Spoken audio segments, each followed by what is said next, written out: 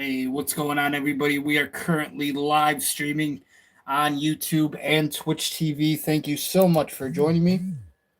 Just give me 1 second here to get all caught up and pretty much get us all situated. I'm trying to figure out a decent place where I can put my phone here. Just give me 1 second. This should be okay right here. Okay. Hopefully that doesn't fall. I have been trying to avoid these goddamn spoilers for WrestleMania 41 the entire night. I had to work yesterday. It was Saturday. We are currently live streaming here on Sunday morning, so good morning to everybody. Top of the morning. It is very early right now, almost 8 a.m., about 10 minutes away from 8 a.m. here in Buffalo, New York. I literally woke up yesterday about 4 p.m., had work yesterday, so I've been up for a very decent amount of time. Probably at the end of the stream going to be pushing 20 hours. I mean, I woke up yesterday 4 p.m. Had to get some stuff done. Went into work literally at 11 p.m. So from 4 to 11 p.m. I was up. That's 7 hours right there. And then I basically put in 7 hours at work. We're usually there until 7:30 in the morning. I work the overnights. But tonight we didn't have that bad of a truck to unload, so there really wasn't that much stuff to stock.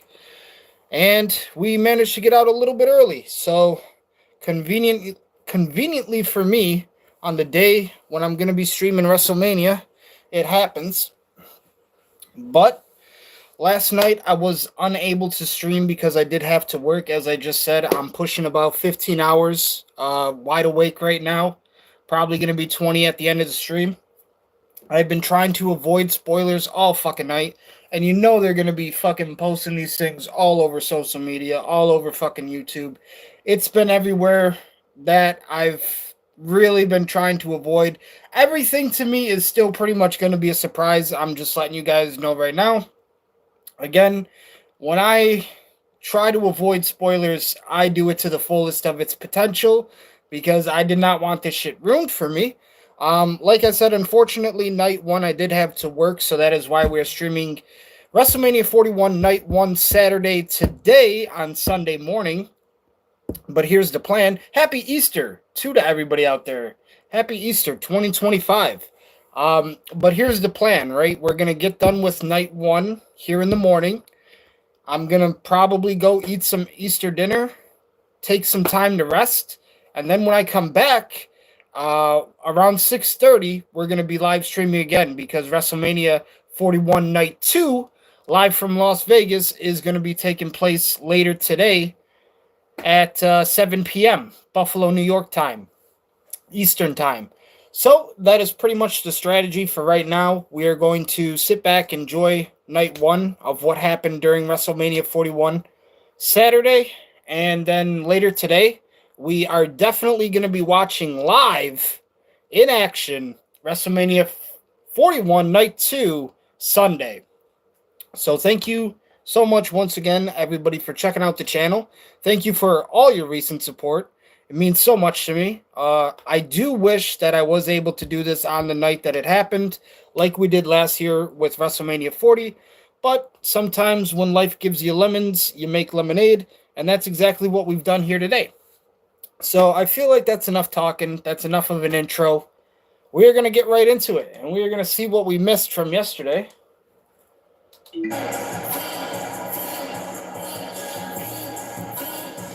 Now, everybody wants to know my predictions. Everybody wants to know who I want to win, this and that.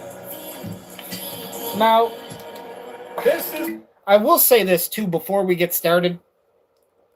I'm going to turn it up a little louder, too, just for anybody out there watching. But I will say the build-up to this WrestleMania was very underwhelming. It really didn't have, the greatest excitement built up around it. There was the John Cena and the Cody match. Once John Cena won the Chamber, I was happy about that. Jey Uso, not the worst decision to try to push into that main event spot. Gunther has been on fire. I mean, they do have good matches. It's just a lot of the stories A lot of the writing for the promos has just been offbeat and really hasn't felt like it's kind of pushed where this WrestleMania kind of needed to go. But hey, listen, they sold tickets. They obviously packed the house. People fucking showed up for the main event of night one, which was Roman versus Seth versus CM Punk, which, again, that to me is kind of a prime example of what I'm talking about.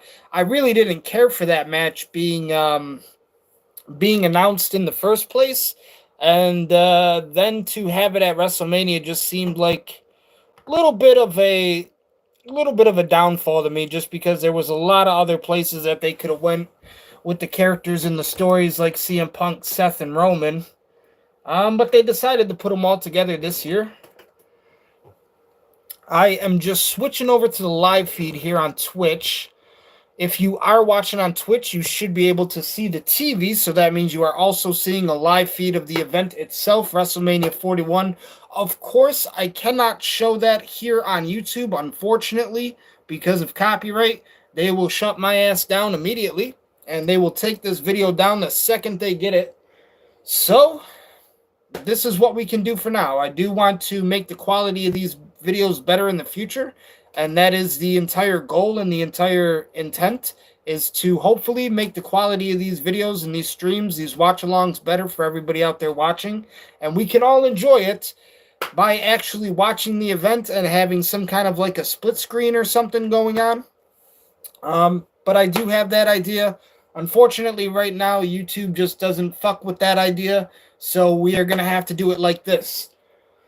But like I said, the build-up for this year's WrestleMania to me has not really been that great. Couple matches I'm looking forward to. I think on night one they're going to have the United States Championship match. Hopefully they put over my boy. Jacob Fatu. Main event, obviously, we just talked about Roman versus Seth versus CM Punk. Is Tiffany versus Charlotte tonight? I don't think that's tonight. Is it tonight? You got Gunther versus Jay, and honestly, this is too another thing. Why the fuck is the World Heavyweight Championship not in the main event? Like, I know the main event is Roman versus Seth versus Punk in the triple threat, but we have an entire World Championship just sitting on the sidelines because of this fucking random ass triple threat match. I don't know. Like I said, that whole fucking triple threat felt a little bit random to me. I am a Gunther fan. You know, if I did have to pick, I will go with Gunther. But to be honest, they've been pushing Jay, and it seems like Jay, you know, has the fan support. He has the company support. And what better time than now to kind of give him a shot and to see where he can take things with the World Heavyweight Championship. So, just a little bit of my predictions, a little bit of my thoughts before we get started. And now, ladies and gentlemen, without further ado, WrestleMania 41, Night 1, Saturday.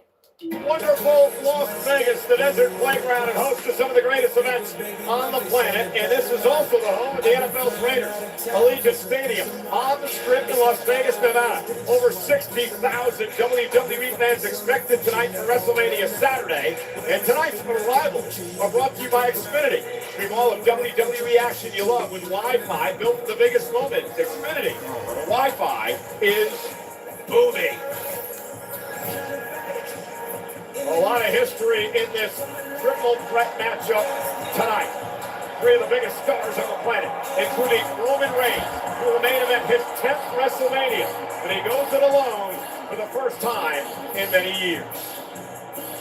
The history between Roman Reigns and this man dates back decades. I mean, to me, wasn't Seth Rollins and Roman both in championship matches at last year's WrestleMania? Like, that's what I'm trying to say. He agreed to join who he calls his best friend. Heyman will be in the court of CM Punk tonight for this massive triple threat match live on WrestleMania Saturday. And the thing that's stupid about this whole story for the triple threat they've been trying this entire time to make it seem like, who is Paul Heyman going to pick? Is Paul Heyman going to take sides with Punk? Is Paul Heyman going to take sides with Roman? They make it way too obvious that, like, there's going to be something happening with Seth. Because why else would Seth be in the match? Why else would Seth Rollins even be a fucking factor in this triple threat if there wasn't something between him and Paul Heyman happening behind the scenes? I don't know. Like I said, I really wasn't a big fan of the triple threat announcement, especially for the main event. Man who stands in his way heads into the biggest match of his career. Main event, Jey Uso. Can Jey Uso do the unthinkable? Can Jey Uso knock off Gunther here tonight at WrestleMania Saturday? Yeet! And this is it, ladies and gentlemen. It is that time of year again.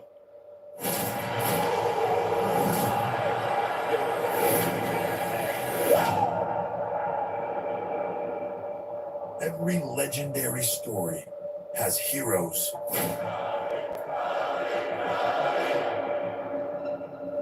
and villains.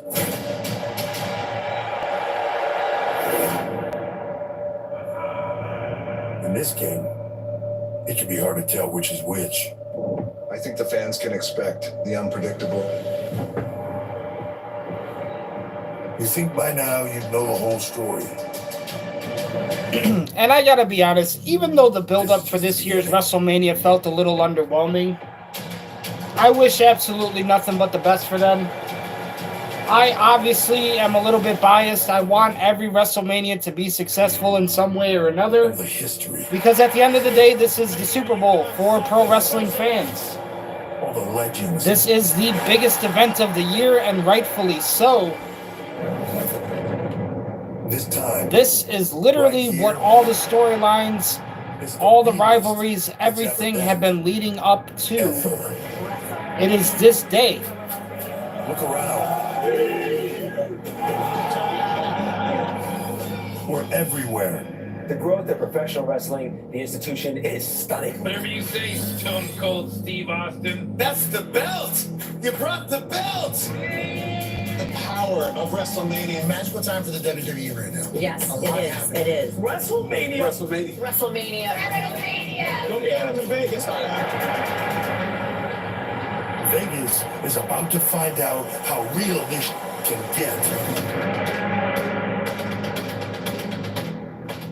All bets are off now. Next gonna get nasty.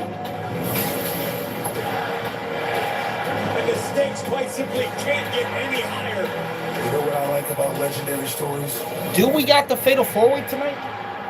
If we got the Fatal 4-Way match tonight for the Intercontinental Championship, I want to see Scott Steiner come out there to the assist of Braun Breaker and put a motherfucker in the Steiner recliner.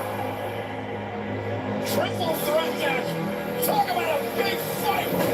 So tonight, The triple threat match, I don't think it's tonight. I think they saved that for, well, it is technically tonight. But I think they saved that for night 2. CM Punk set. So if they save the triple threat for night 2, then they maybe are going to do Charlotte versus Tiffany today. I think they also showed Charlotte and Tiffany arriving to the arena. So most likely going to be another match on the card. Like I said, guys, I have not really looked at any spoilers, anything that's happened overnight, just because I wanted to save the event for the watch-along. WWE 2K25 present the Global Entertainment Spectacular. So anything that happened, I'm really unaware.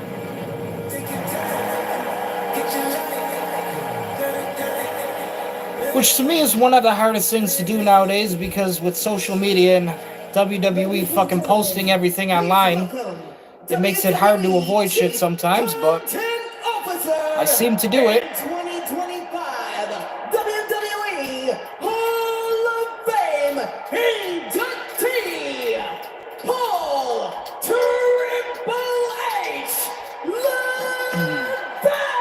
If you guys are noticing a little bit of a higher quality on the video, It is because I have finally upgraded my phone. So we now have I believe it's a Samsung Galaxy A16.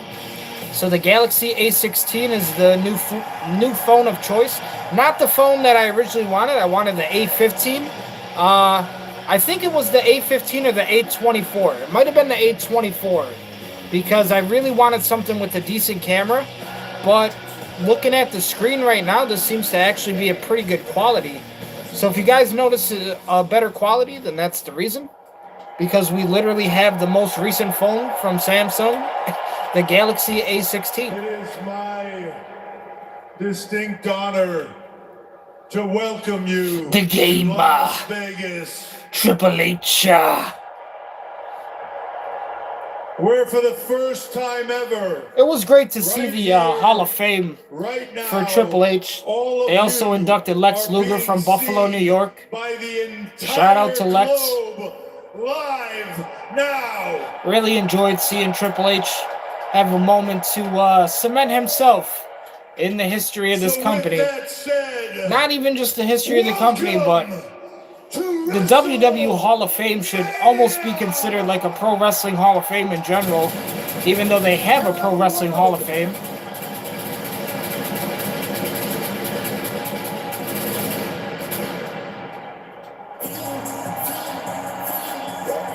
We're most likely getting the Travis Scott performance later tonight. Stadium in Las Vegas, Nevada. Over 60,000 Yeah, they're fucking packed, man. Raiders Arena, Las Vegas, Allegiant Stadium. In entertainment, this is WrestleMania. WrestleMania 41, Night 1, Saturday. The first match.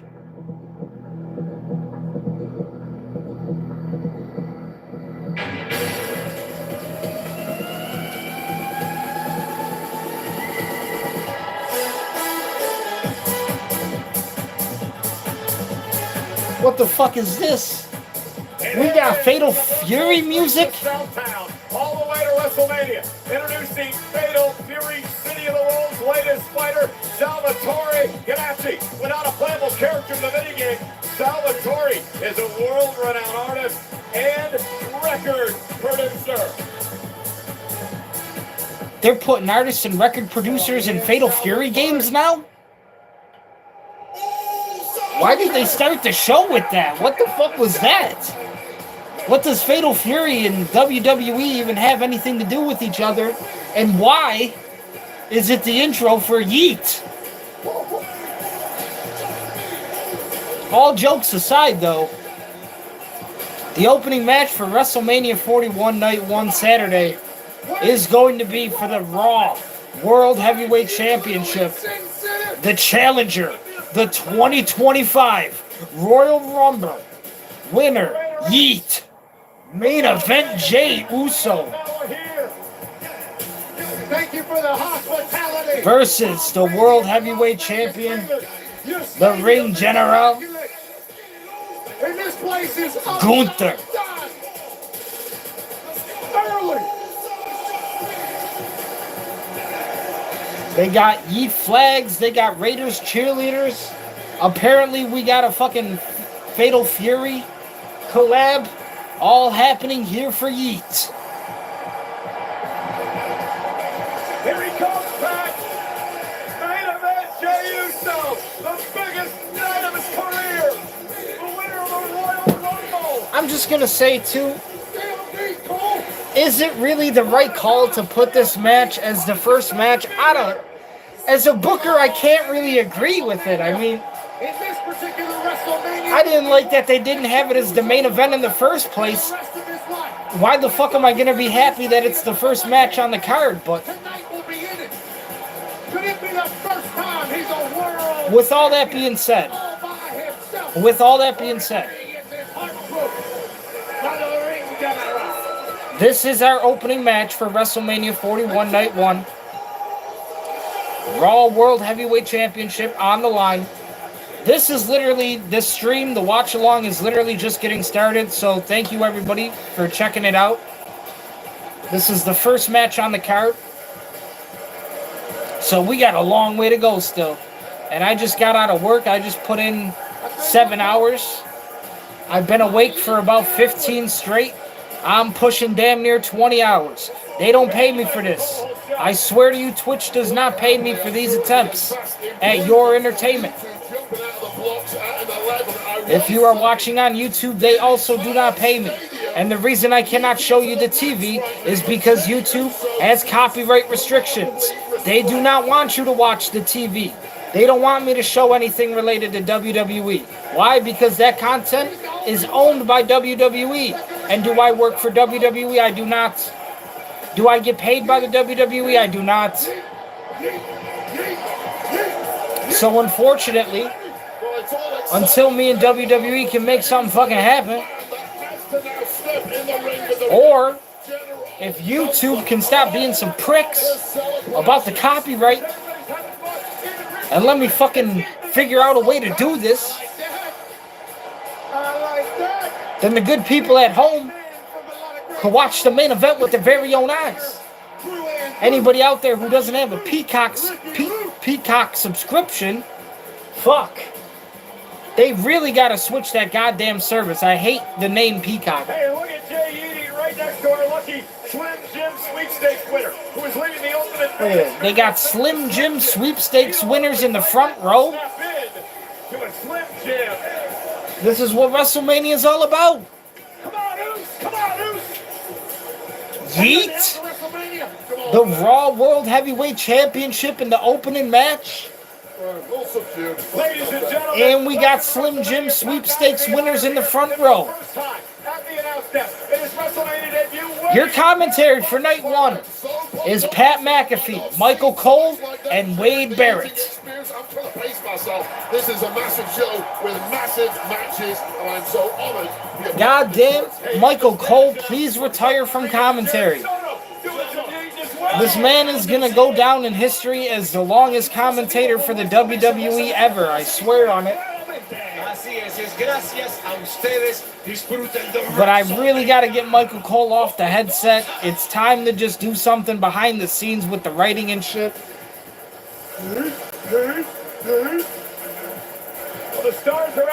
Michael Cole, it has been fun on commentary, but I'm going to need this to be your last WrestleMania. Please and thank you. We're going to keep Wade Barrett on commentary.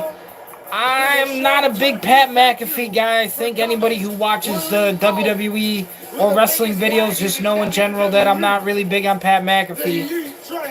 Honestly, if I had to pick a commentary team, I would say Wade Barrett, Big E from the New Day. I really think they should be utilizing Big E more on commentary just because of how entertaining and just raw energy he is in general.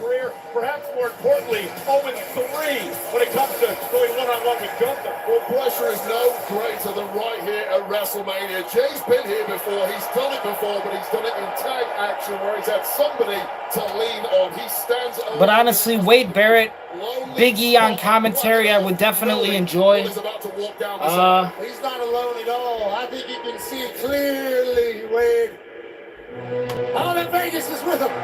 The ring general Gunther has arrived in Las Vegas, Nevada, ready to defend the Raw World Heavyweight Championship.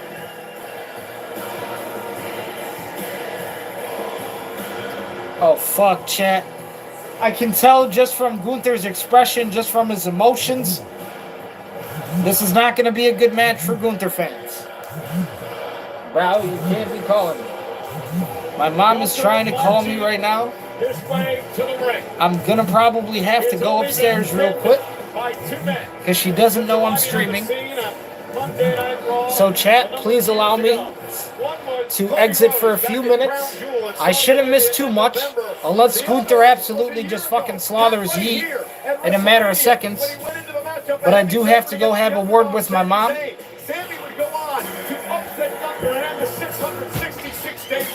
As champion. Certainly Sami Zayn is a very capable competitor, so maybe Gunther took him less seriously than he should. A record at 51-3, this man wins and wins and wins some more. Doesn't understand losing. But the last couple of weeks, he seemingly has lost himself a little bit with Jey Uso barking back. Ladies and gentlemen, this match tonight is presented by Slim Jim against Savage with America's favorite bold and spicy meat stick. Snap in your Slim Jim. Oh, yeah. Also making her WrestleMania debut tonight, our ring announcer, the great Alicia Taylor. The following contest scheduled for one fall is for the World Heavyweight Championship!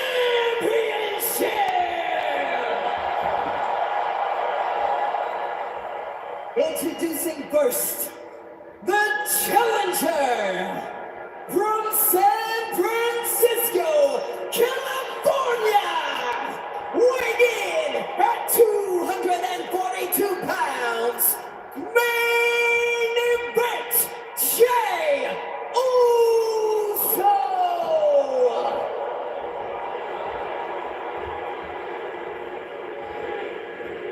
And his opponent from Vienna, Austria.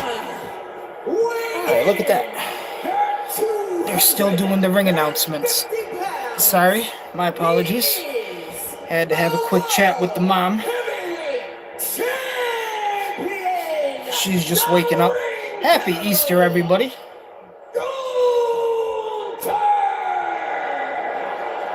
Jey Uso won the 2025 Royal Rumble.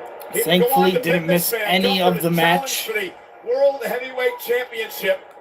Wait, a lot of people have questioned the decision of why Uso would pick this monster known as Gunther. Well, it's a mountain First to match climb on the from card. window for the past Raw 40 World months. Heavyweight Gunther Championship. is as brutal as Gunther the worst.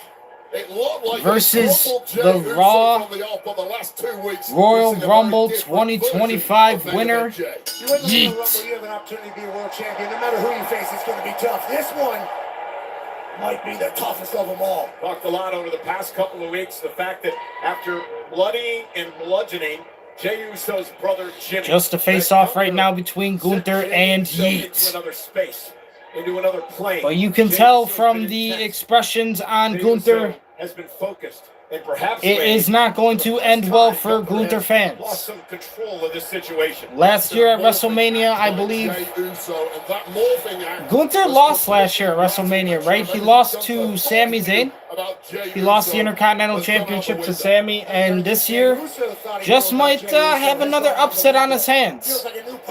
Maybe not the greatest WrestleMania record in the future for the ring general Gunther, but that is okay. One-on-one matches with Gunther. But I can tell just from the expressions on Yeet and Gunther which way this match is most likely going to go. Plus, just as a fan in general, I kind of just notice the support that they've been giving Yeets. All of the fan support, all of the main event push from the WWE. Trying to really put Jey Uso in this main event position. And he drops Gunther. And Gunther now back on his heels. And he's going to roll out of the way. The ring now to readjust. Also, a win over Gunther at WrestleMania has to look good on the resume for anybody. Feels a weakness on himself. He fixes it and comes back stronger. Yeah, Jey Uso has actually put on some muscle over the last few months. He's got a new neck tap, so physically he's different as well coming in here. And I think what Gunther just realized was, wait a minute. I mean, even from that moment right there, like, Gunther is kind of pacing outside of the ring, almost questioning himself, second-guessing the strategy. It is kind of clear that Gunther isn't as confident as he should be. This isn't the Gunther that we've seen defend the Raw World Heavyweight Championship for what, the past 8-9 months? To me, just off of that little moment alone in the ring right there, kind of tells you already what you need to know about this match. Gunther misses the elbow drop. He dodges out of the way. And he's almost no-selling here. Like, Gunther is hitting his staple patented chops on Yeet, and Jey Uso just fucking no-sells it. Like I said, guys, I really wasn't a big fan of this not being the main event. Having it as the opening match, it's not what I would do as a booker. Yeet is no selling for one of the most dominant champions that the WWE has had recently in Gunther. So that is also a little bit strange. I don't like how the WWE will always have storylines of like somebody like a Mark Henry. Excuse me. Somebody like a Mark Henry, somebody like a Gunther. They'll be so dominant on regular television every single week. They'll come out, they'll fuck shit up. And then all of a sudden you get to WrestleMania and they're just losing matches. I don't really know how to explain it, but if the vibes are good and they're going, oh, confidence is high, not enough. And Gunther into the cover now. Jey forced to kick out. And I'm not sure you want to try to overpower Gunther here. Yeah, and I guess you're overestimating the importance of crowd noise when it comes to Gunther. A lot of people, yes, it will affect. Gunther is just built so different. In my opinion, what I would do if I was a booker, you know, I would give it to Gunther. I would definitely want Gunther to keep the title and just keep doing what he's been doing for the most part on the Raw division. I do like Jey Uso, but I don't feel like he's at a point right now where he's in a spot where he's believable enough to beat somebody like Gunther. That to me is just kind of the situation with that. But that is kind of what it's all about too, you know. They want you to imagine, to have that feeling. What if Jey Uso can beat Gunther? You know, what if Jey Uso accomplishes the boyhood dream at WrestleMania? So that is the feeling that they're trying to give you. But at the same time, just the way that they've pushed Jey Uso, I just don't really see him defeating somebody at the level of Gunther right now. Because if you really take into consideration all of the other opponents that Jey Uso has had leading up to this match, they haven't been in the same level or the same bracket as a Gunther. So that is kind of just my problem with that. Again, nothing against Yeet. I do like Jey Uso. But when it comes to writing, when it comes to the booking, that's the shit that I care about. That's the shit I want to do. So when I have a problem with shit, I'm going to talk about it. And I'm going to say the shit that I don't like. This is what you had to try to avoid. Yeah, absolutely. You asked it on 3 weeks ago. Jey Uso had zero chance in this match. All that has changed in the meantime is a couple of fired-up speeches. So now we're at the point in the match. Gunther wearing down Yeet. Was inevitable. You don't think that affected Gunther emotionally at all? Trying to turn the tide in the match. Finally, Yeet is selling those chops. Those vintage striking chops of Gunther. The dominance of Gunther didn't want to believe, wanted to believe in Jey. And there's a spear, as I was just trying to put Gunther over. And it's a 2 count, thank God. Yeah, and if everything you're saying, Wade, is okay. true, then Jey Uso didn't just like I said, not the way I wanted this match to go. But to be honest, Gunther absorbed it, kicked out at exactly the right moment, keeps the match alive. And really, Jey Uso took too long. It's the first match. It's the first match. You know, it's gonna be a slow burn. We're gonna ease into it, right? We're gonna cruise past this. We're gonna bring the baddie Tiffany Stratton out. The crowd's gonna go ape shit crazy, right? Everybody's gonna boo Charlotte. Samoa drop. It's going to be great. And then hopefully in the Fatal 4-Way match for the Intercontinental Championship, Scott Steiner makes an appearance, comes to the assist of Braun Breaker. I want to see Scott Steiner put a motherfucker in the Steiner recliner. I don't care if it's Dirty Dom Mysterio. I don't care if it's fucking Penta. I don't care if he's got to put Finn Balor in the Steiner recliner. At this point, I don't give a fuck if Liv Morgan catches a fucking Steiner recliner fade. Somebody tonight is getting put in a motherfucking Steiner recliner. And that is my promise as a booker. I know I would have it on the card. I know I would do it. I make it happen. Fatal 4-Way match, no disqualification. Liv Morgan comes out there, tries to get involved during the match. All of a sudden, the Scott Steiner music hits. It's the pop.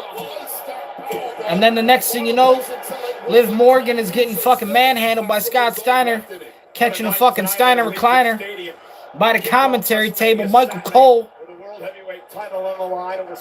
All he can do is sit there and watch. In Las Vegas. And add commentary to the execution of one beautiful, flawless Liv Morgan. I'm just talking, Chad. I'm just hopeful. I'm just hopeful when it's WrestleMania night. And just start, coming up with angles, coming up with some spots. And there's another spear. That's the second spear. Gunther is selling it like he just got hit by a boulder. And now Yeet off the top rope. There's the frog splash. And it's a 2. So the kick out is there.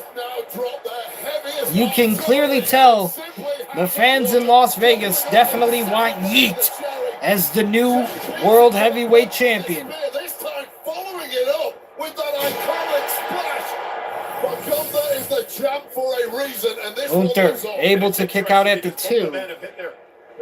Not giving up here so easily. You got to believe his frustration, starting to set in for Gunther. What the hell's Gunther doing?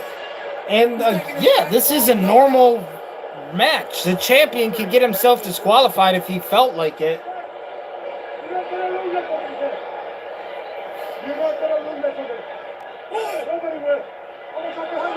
And Jey Uso, look at the referee Bennett and a duck out of the way, and Gunther used the belt as a weapon. Jey Uso with a belt to the face. Gunther now going up to the top rope. Gunther with a splash. Gunther looking to retain and steal this matchup. Kick out by Jey. So that was a good spot right there. How they came up with the ref spot.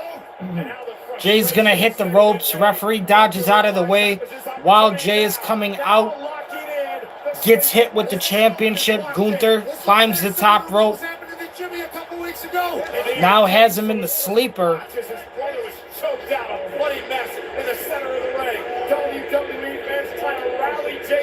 But Yeet is clearly still alive in this match. Yeet wants to be the World Heavyweight Champion. Imagine how much honor he will bring back to the island of Samoa. How much pride he will bring back to his bloodline lineage. If he can defeat Gunther at WrestleMania in Las Vegas to become the World Heavyweight Champion, it is possible. All you have to do is get a 3 count or a submission on the current World Heavyweight Champion, the Ring General. Gunther screaming at Uso, obviously frustrated, trying to figure out what he needs to do to put Jey away. A couple of vicious knees to the jaw of Jey Uso, and another chop, and Gunther's ticked off right now. Working down Yeet in the corner of the ring. Now buying himself some time. Both wrestlers with a chance to recover right now. Jay is right now kind of no-selling. Well, I mean, it's not, he's not no-selling right now, but he's like, just not really putting Gunther over the way I'd hope in this match. All you want, imminently, Jey Uso is going to start looking like Jimmy did several weeks ago. That's a really good point. Gunther promised he would bloody and bludgeon and batter Jey Uso in this match tonight. Gunther waiting for Jey to get back to his feet. Jey back to his feet. Plus, last year at WrestleMania, we got to see a match between Yeet versus No Yeet, Jey versus Jimmy. And that match really didn't live up to a lot of expectations. So it's really kind of just strange to me to see that drastic of a leap. I mean, they fucking went straight into pushing Jey, which is great. Like I said, I mean, the fans love him. The company seems to really be behind him in terms of a character and what he's providing. But for me, they really haven't done a good job of making it seem like he can defeat Gunther. Exchanging blows like massive heavyweights in the middle of the ring. What's going to give here? And Gunther with a clothesline. Jey still on his feet. A clothesline to Gunther as well. Jey still standing tall. Big boot. And they'll knock the tap down. Jey Uso looking like a man possessed. This one through a toughness war. And it's just been one of those matches, too, where you can clearly tell which way it's going to go in the end, which, again, is not really my favorite style to watch, but the fans in Las Vegas clearly had their pick. Maybe put some money on Jey Uso, who knows? Gunther will take advantage. Jey going deep into the playbook tonight. But Yeet right now is kind of on the offense. The World Heavyweight Champion trying to defend the title at all costs right now. Because Yeet is setting up for another spear that time. Gets the drop kick from Gunther. Now, center of the ring. Setting up Yeet for the power bomb. It looks like Jey able to reverse. All right, counter the power bomb with the power bomb. Sure, why not? Studying film. Now setting up for the spear once again. Nope, there's the super kick. And a super kick, and suddenly Uso showing signs of life. Back to the corner again. Most likely here comes the spear. Roman Reigns told us on Pat McAfee show Friday how it's another super kick. Why not? There's the spear. Two super kicks, a spear, and now Jey going to the top rope. Gonna do the frog splash. Uso splash. Smart by Jey. One didn't get it done last time, so Jey is going to try to develop another one here.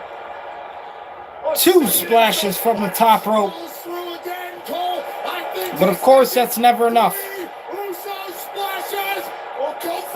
In a championship match, all because of Cody Rhodes, now you got to do 3 finishers on the opponent. Mandatory in your WrestleMania match, apparently. Gotta get that shit in there. Gotta get that shit in there, bro.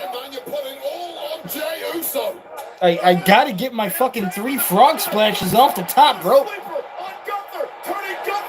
And now, Gunther, locked in the sleeper hold. He taps to one of his own submissions. It is Yeet winning by a submission victory. And there you have it. Yeet is our new World Heavyweight Champion, just like that. Again, you know, I don't mean to downplay it the way that I am.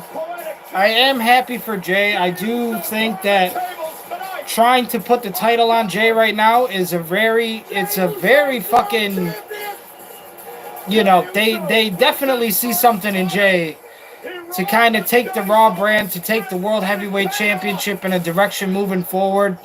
So, you know, they feel like they've done a good job trying to get him over. The fans obviously love him. The fans in Vegas wanted him to win this match.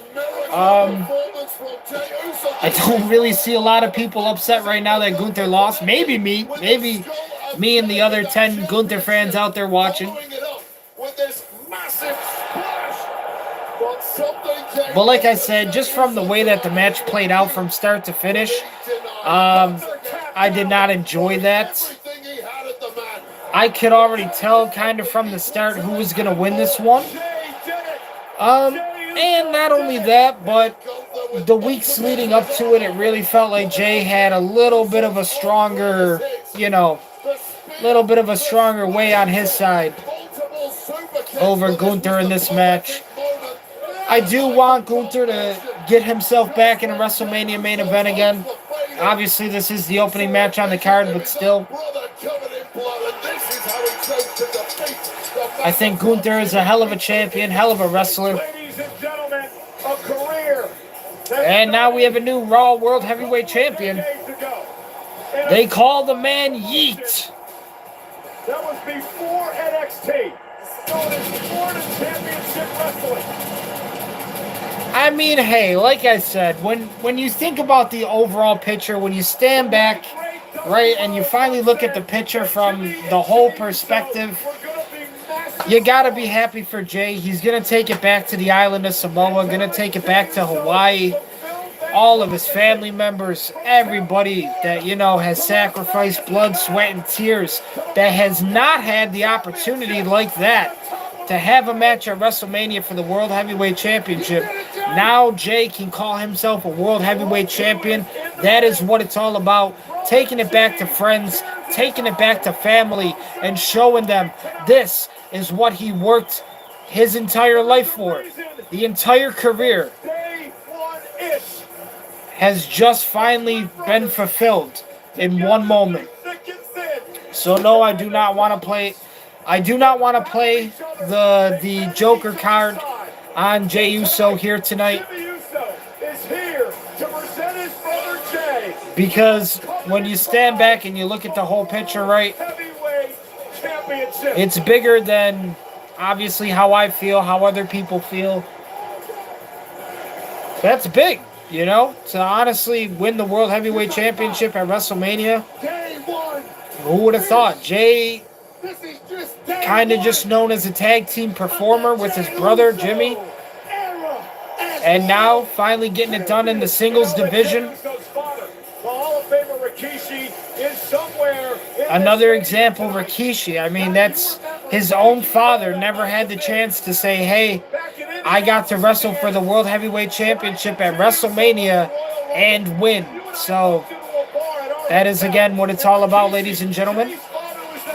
Congratulations to Yeet. Congratulations to Yeet. Like I said, I want Gunther to get himself back to that main event position again. So once again, be defending gold as he should. But we're going to see where Jay takes the World Heavyweight Championship moving forward. We'll see what direction the company wants to go with him, and it's well-deserved. It's well-earned. I know Jay said in an interview recently, he said he only sees himself wrestling for another maybe 4 or 5 years. It absolutely makes a lot of sense. The guy's got to be going on about 15, 16 years now. Probably as long as I've been making music. So, I mean, it's just fucking dreams come true. Yeah, it's, 15, 16 years in the business. All you've really been known for most of your career is like a tag team performer. And now you're a World Heavyweight Champion. Take it back to the island of Samoa, Jay. Take it back to Hawaii. Fucking let Rikishi hold it in his hands. Let him feel what it's like to have his blood. Earn that. Earn that.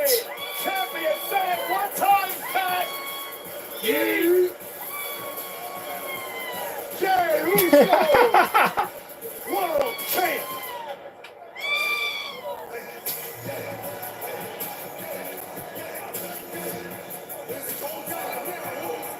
The fans are definitely excited for Yeet. The fans love them some meat. Opening match, Raw World Heavyweight Championship, Gunther versus Yeet. The winner and new World Heavyweight Champion, Yeet, Jey Uso. Congratulations, Jey.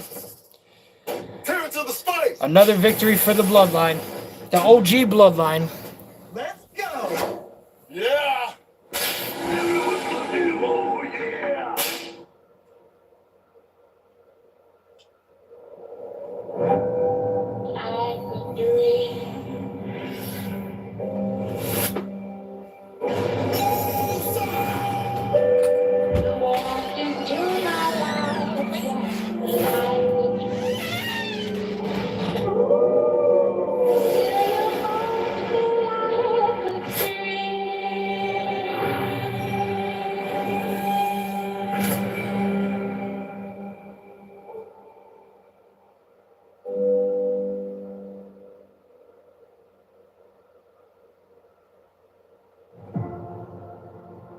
It'll always be me.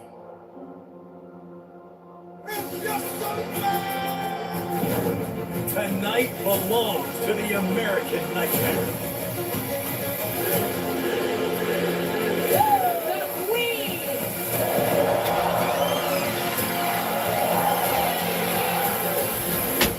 T for team. I will say one thing though, chat. I am fucking starving here. Like I said, I've been awake for almost 16 hours now. And whenever I go to work, I refuse to eat anything before I have my, shift. If I have to work, I really don't eat until I get home. So I'm really looking forward to some Easter dinner. I think we're going to have a nice ham dinner for Easter. So happy Easter 2025 to everybody out there watching. Like I said, we're starting this morning off with everything that I missed from last night from WrestleMania 41 Night 1 Saturday. And then once we finish this, Chris Angel in the building. The Mind Freak in Las Vegas, of course.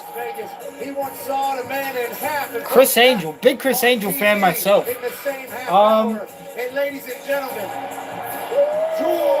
So we're going to start the stream this morning with WrestleMania 41 Night 1 Saturday.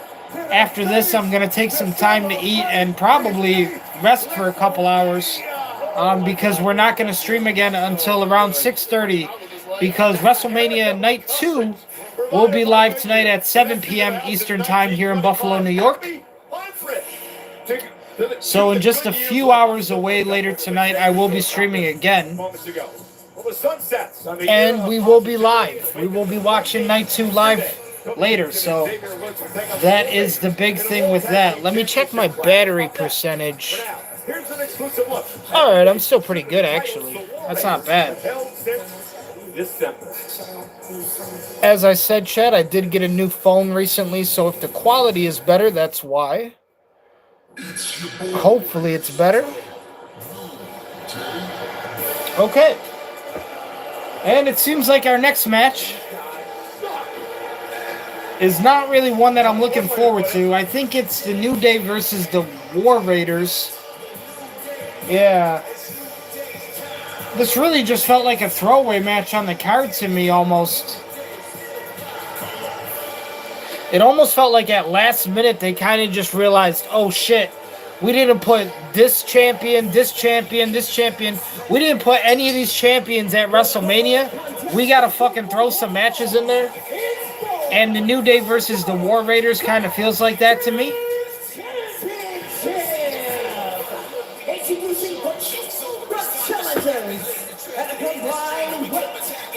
Also seeing the New Day as villains is really strange. I don't really think it's a gimmick that's been working. Clearly they needed to switch something up from their regular fucking bullshit happy persona as the New Day, which they've been doing, fucking beating that to a horse for the past years and years. So yeah, they did need to switch some shit up, but I don't really think the right move was turning them heel. every superstar performing will wear a commemorative WrestleMania patch. It just feels a little bit weird seeing the New Day as heels. It doesn't really seem accurate. I know it seems like I'm complaining a lot right now, but like I said, as a booker and a writer, when I see shit that I don't agree with the booking and the writing, I'm going to talk about it. One of one top trading cost. Talking about what superstars are wearing today, how about these outfits from the New Day? First of all, clearly a nod to WrestleMania 9's Giant Gonzalez. How did that work out? Can you smell chloroform right now? Keep that on ice. However, look closer at the patch. There is a three-headed unicorn on the backs of both of these men. I mean, I guess that's kind of cool how the New Day have inspired outfits from Giant Gonzalez, who did perform at WrestleMania 9 in Las Vegas, had a match against The Undertaker. Around their necks, he's basically turned these guys. George Kittle's mouthing off. I hope George Kittle beats their ass right here, right now. George Kittle is at WrestleMania in Las Vegas. Beat him up. This is not an NFL field. Let them You got a match. compete. Wait a You minute. got a match. Wait a minute. George Kittle. And I can't really tell if they're booing the New Day or if they're booing George Kittle, because George Kittle obviously does not play for the Raiders or Las Vegas. So you might have some mixed boos in there. You might have to figure out who the boos were for. Who does Las Vegas hate more, the New Day or George Kittle? That is the question. Oh, it's mania, man. Their opponents at a combined weight of 597 pounds. They are the World Tag. I'm also not going to lie. The War Raiders, not the greatest tag team champions. The War Raiders. When you see him, you know. Mania is war. And they are defending the tag titles from Raw. That is World Tag I Team really titles. think the tag team divisions in WWE have really been fucking lackluster recently. You know, on Monday Night Raw, you have the New Day and you have the War Raiders. It's strange how the Judgment Day isn't in a bit of a higher position. I mean, obviously last year, the Judgment Day pretty much entirely ran Monday Night Raw. Damian Priest, World Heavyweight Champion.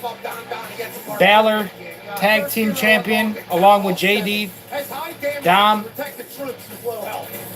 So, I mean, last year, completely different kind of a situation for the tag team division. Honestly, American Alpha, not bad in my opinion. I like what they've been doing with Chad and the Creed brothers.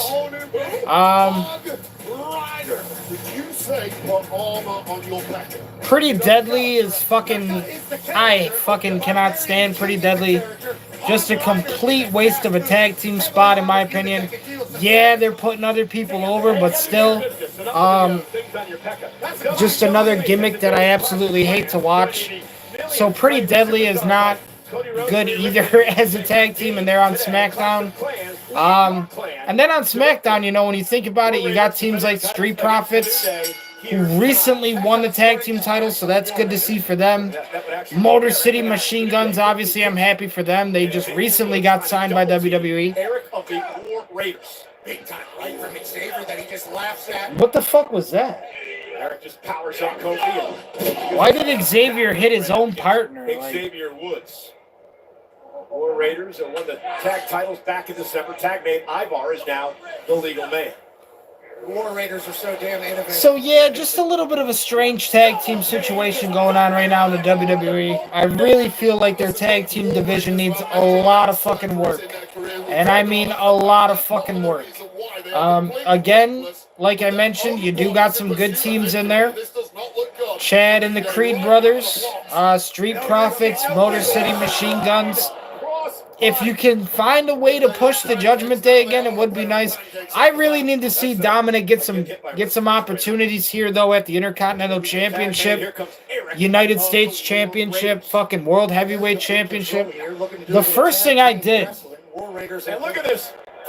when they announced that WWE 2K24 was going to be free to download on PlayStation 5, I fucking, because the game was so bad, I couldn't force myself to play it for more than like a day, which is why there's no WWE 2K24 content on the channel.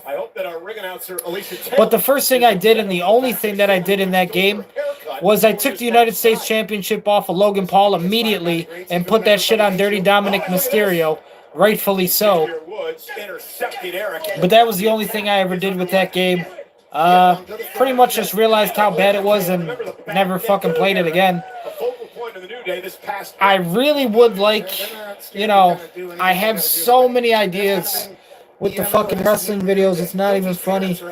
With like universe mode and just so much shit that I would like to do in the game. But the games are just so fucking bad.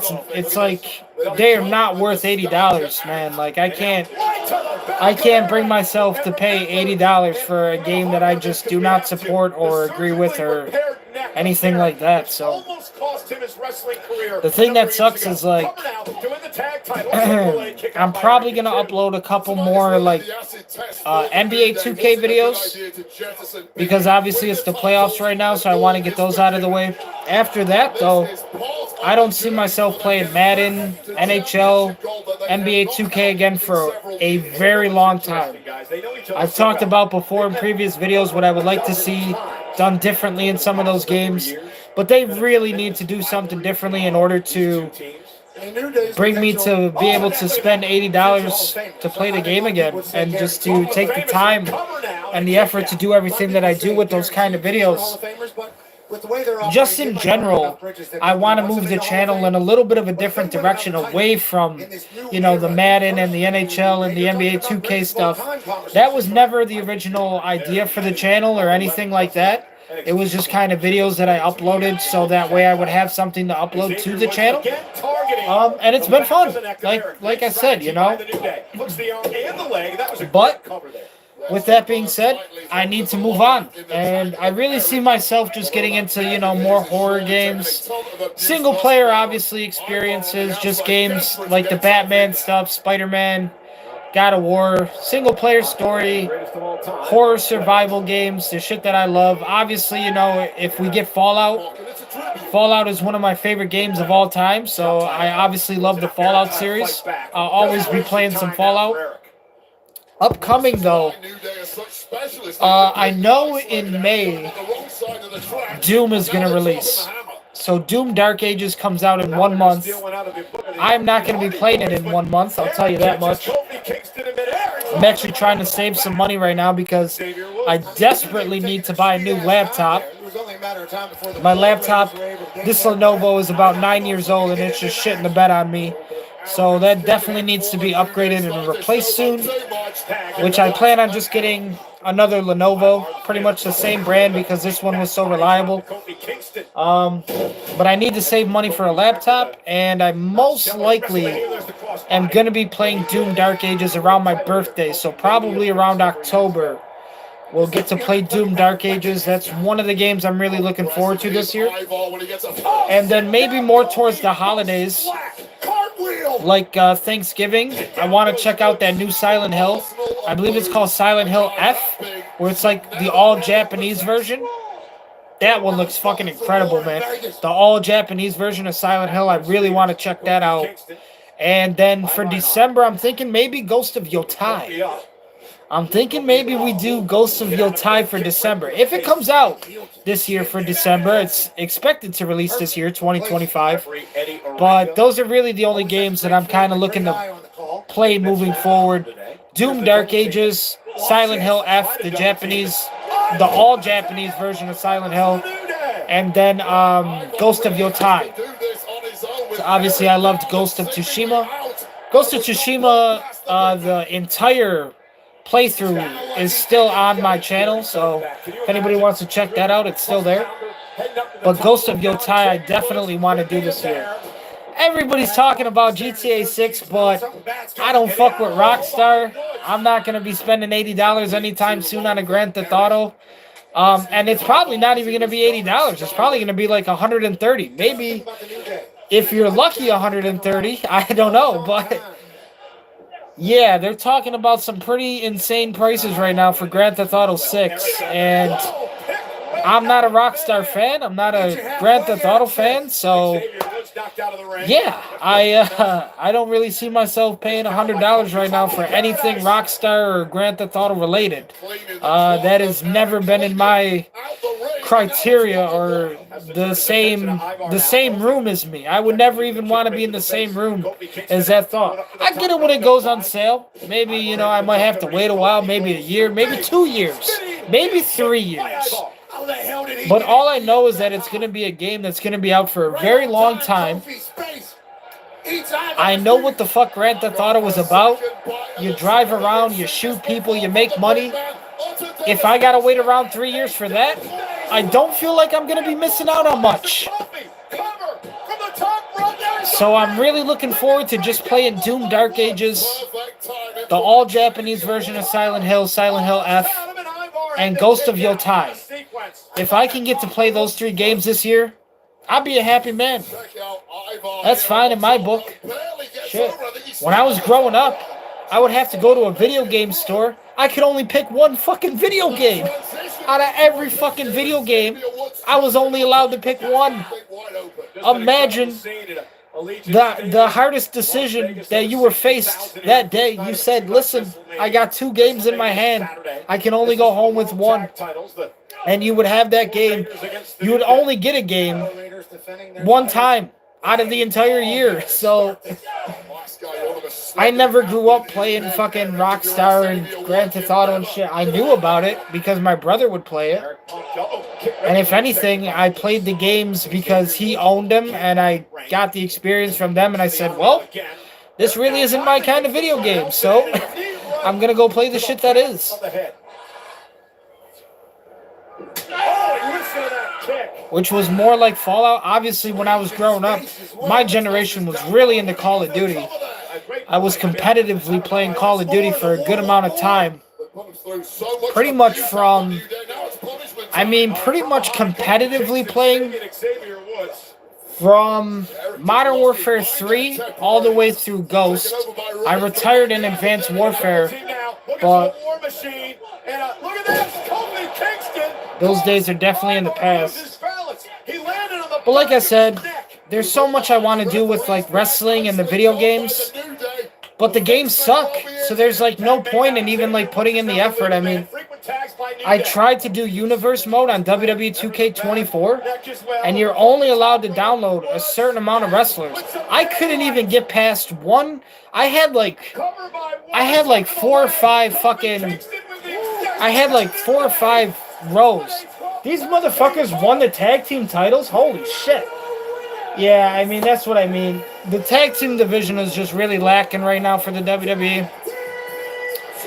New champions. The New Day walk away with the World Tag Team Championships. Okay. I tried to do Universe mode in WWE 2K24. You are only allowed to download a certain amount of wrestlers or a fucking certain amount of whatever the fucking images, certain amount of images you can have downloaded. Stupidest shit ever. I had like 4 or 5 rows on just one brand. I got like 3 brands. I got Overkill, NXT, and Slobber Knocker. I couldn't even get past 1 row of superstars. So imagine, break it down like this, right? Let's say you got a tag team division. Let's say you got a singles division. Let's say you got a main event division. Let's say you got a women's division. And let's say you got a mid-card division, right? So 5 lanes. I couldn't even get finished with 1 fucking lane in 2K24. There was no way to download the amount of wrestlers that I needed to download in that game to be able to do the shit that I needed to do. So I just said, fuck it. This game isn't even worth it. I can see why they fucking made it free to download. Because it's shit. It's shit. And the New Day are the World Tag Team Champions now. This April, We got new champions all over the place. WrestleMania 41, Night 1, Saturday. Everybody gets a new championship. You're the new champions. You're the new champions. You get a championship. You get a championship.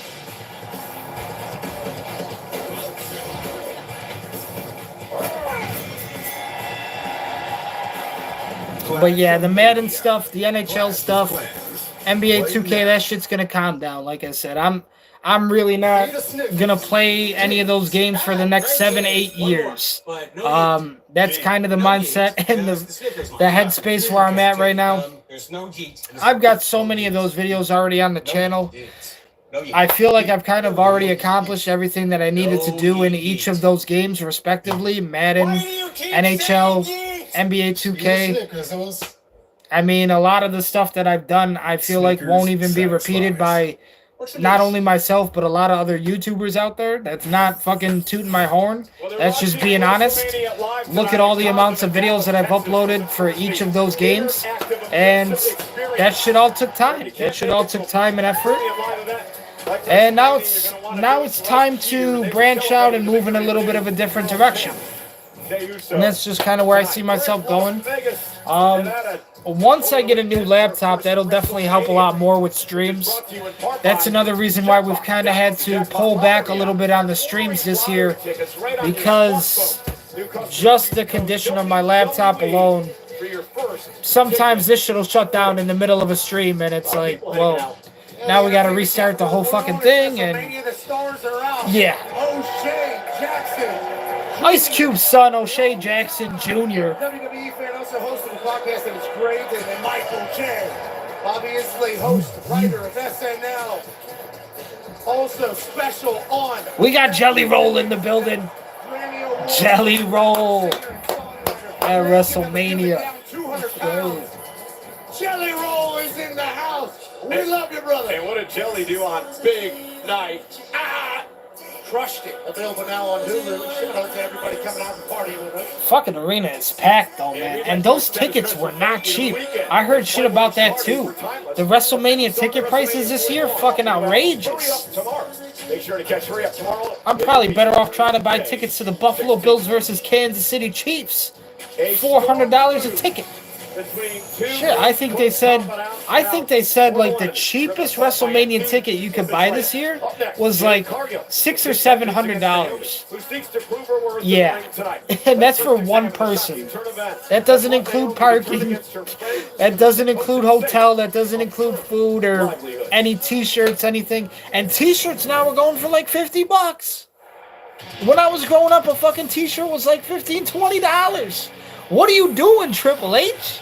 How much money are you trying to make, Triple H?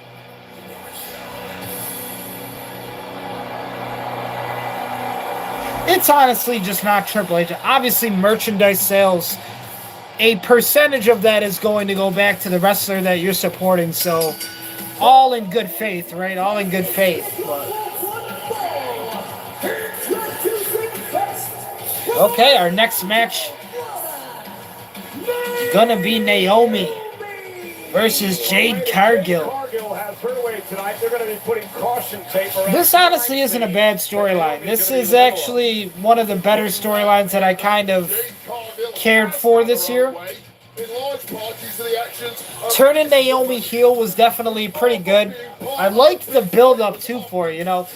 Getting Jade injured was a little bit of a, you know, everybody kind of playing off these injuries.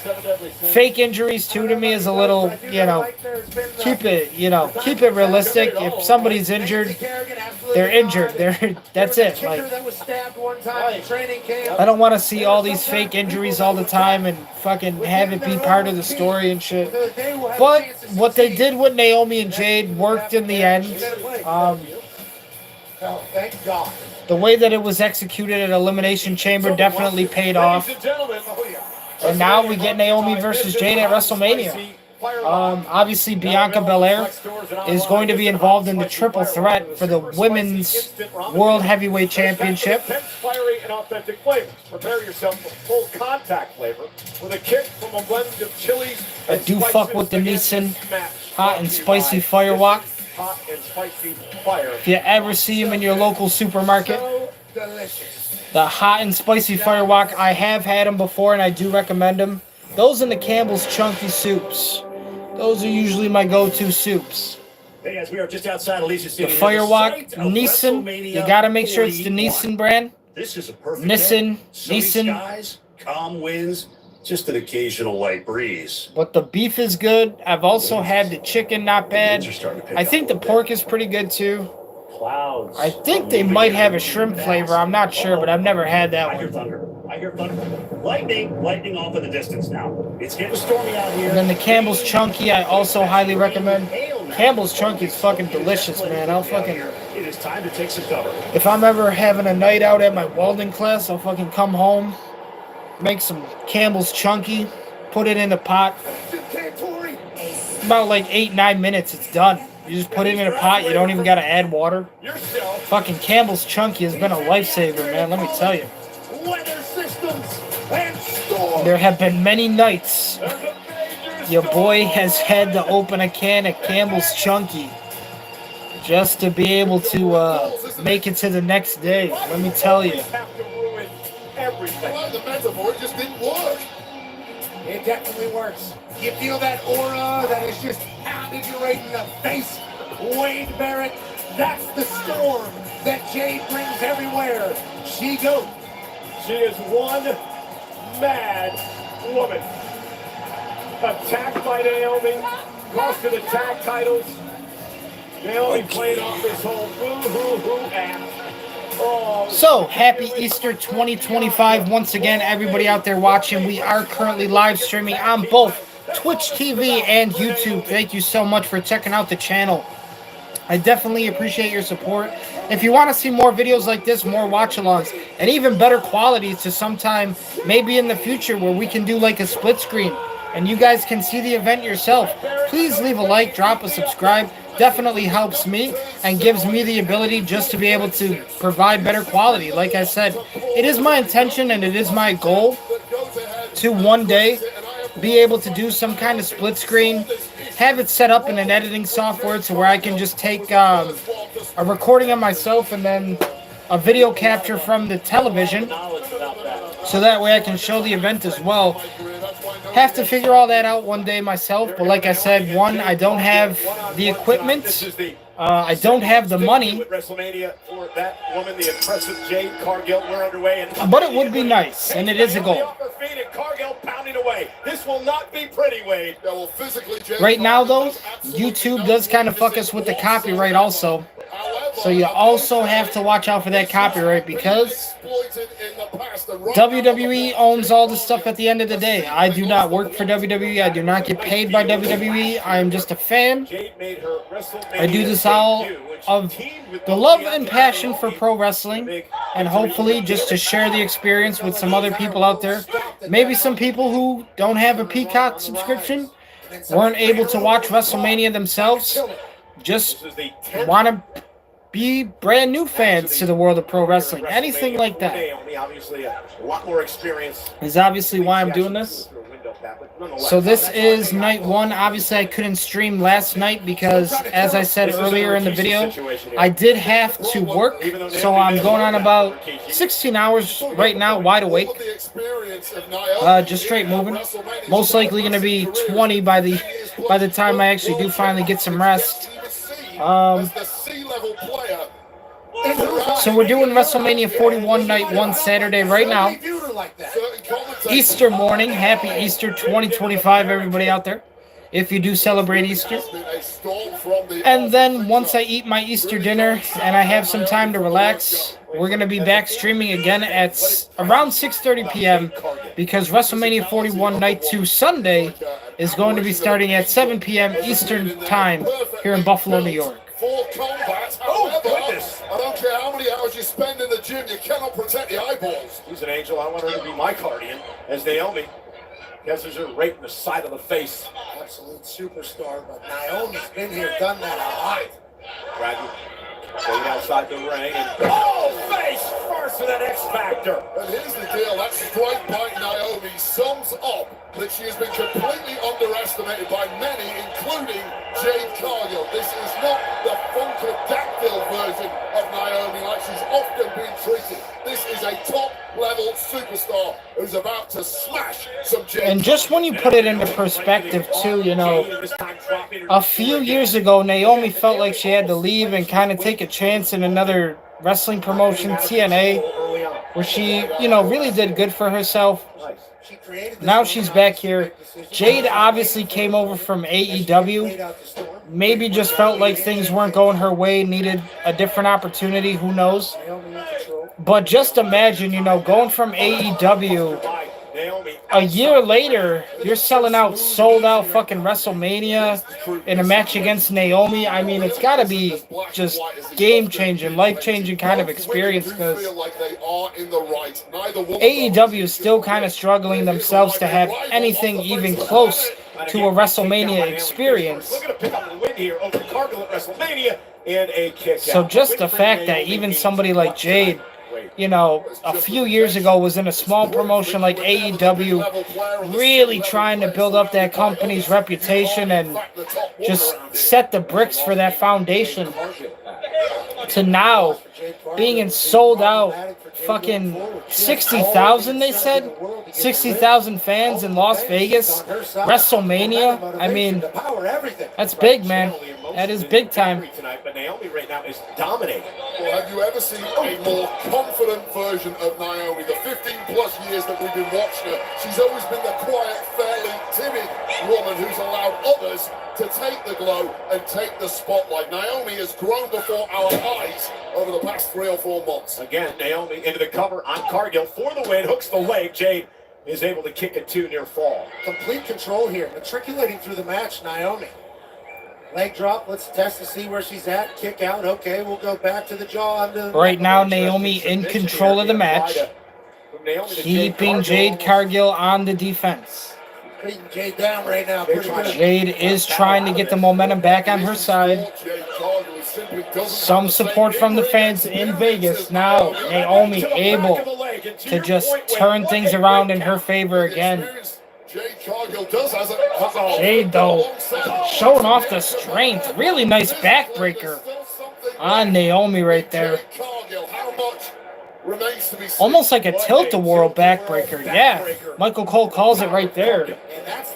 Tilt-a-whirl backbreaker. Very nice maneuver by Jade Cargill.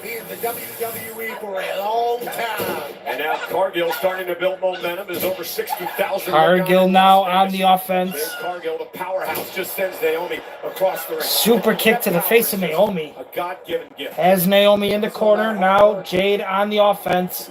Cargill running elbow strike. Now Irish whip sends Naomi to the other side of the corner. Naomi, though, able to get the foot up and stop the momentum, at least Naomi. of Jade. Naomi now to the second rope. Climbs to the second rope. Takes a dive, and Jade with the strength on display. Catches Naomi directly in midair. Naomi somehow gets the shoulder up. That was insane. I'm blown away by the fact that you can catch. Yeah, Jade Cargill is a beast. Jade Cargill is a beast. Stack her vertically and turn it into a jackhammer, and somehow Naomi kicked out. And now with Yeah, she fucking caught her in midair, turned it into a jackhammer. Physics-wise, I have no idea. I mean, Jade really and a big hook down goes Naomi. That was incredible. just gonna be so crazy to see, you know, where Jade Cargill can go in the future with the WWE, because so much potential, such a good athlete. Smart once again from Naomi, hooking that bottom rope. And as I said before, I'm personally just really happy to see Naomi and Jade Cargill have an opportunity to have this kind of singles match at WrestleMania in Vegas. 60,000 people. You think about all the trials and tribulations they've went through to get to this point. Naomi, obviously, we've watched a little bit more over Jade, but still, as I said, Jade coming over from AEW now. I mean, probably dreamed about days like this. Naomi, as she stepped on her, walking over her. Cargill now heading to the second rope. Took a little bit too much time. Way too long. Looked like she was going for a moonsault, changed her mind, and that indecision is all Naomi climbing the top rope now. Jade Cargill seated on the top turnbuckle. Ooh. Look at this. Oh, good bulldog there from Naomi. Looked like it was going to get a little crazy there for a second. Naomi got the best of it. Up to time. Top rope. Split leg moonsault. And there's the split leg moonsault from Naomi. Only can secure a 2 on the pinfall. Well, it's a Jade Cargill saves the match. Also, the Naomi who knew that should have been victory. Can we get another replay on the Bulldog? We cannot. They show the split-legged moonsault. Naomi's go-to finisher. Just could not find a way to put away Jade Cargill.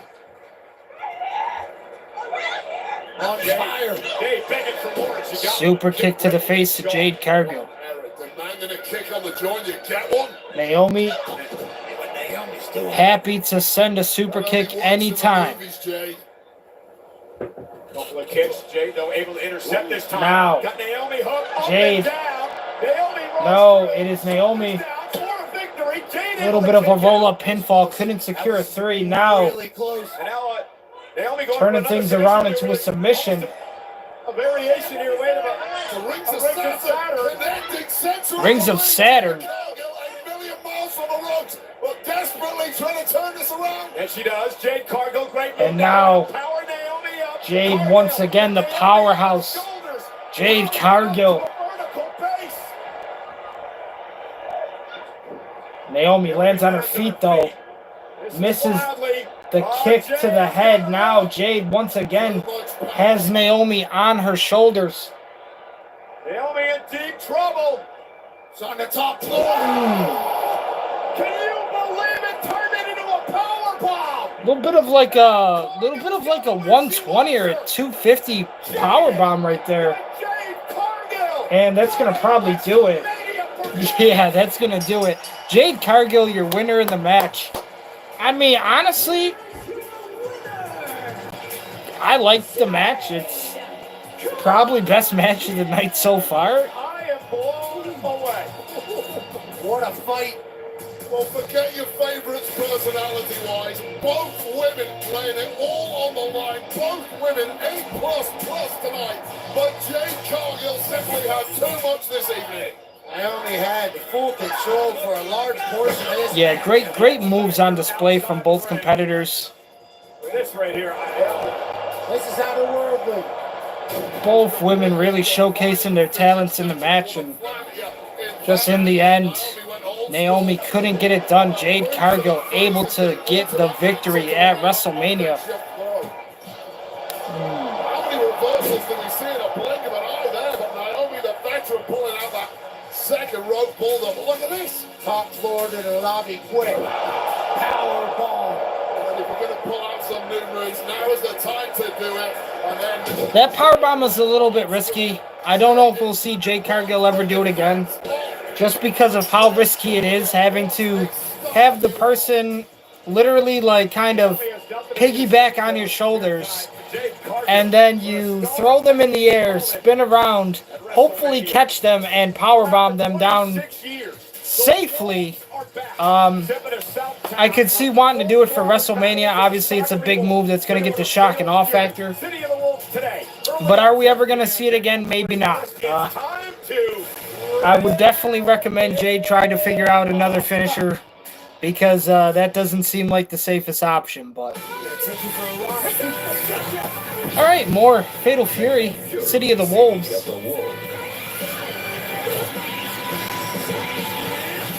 I got nothing against Fatal Fury. It's just it was strange to see how they had anything to do with Jey Uso and his entrance. I'm still a little bit confused with how any of that even makes sense, or why that happened, but yeah.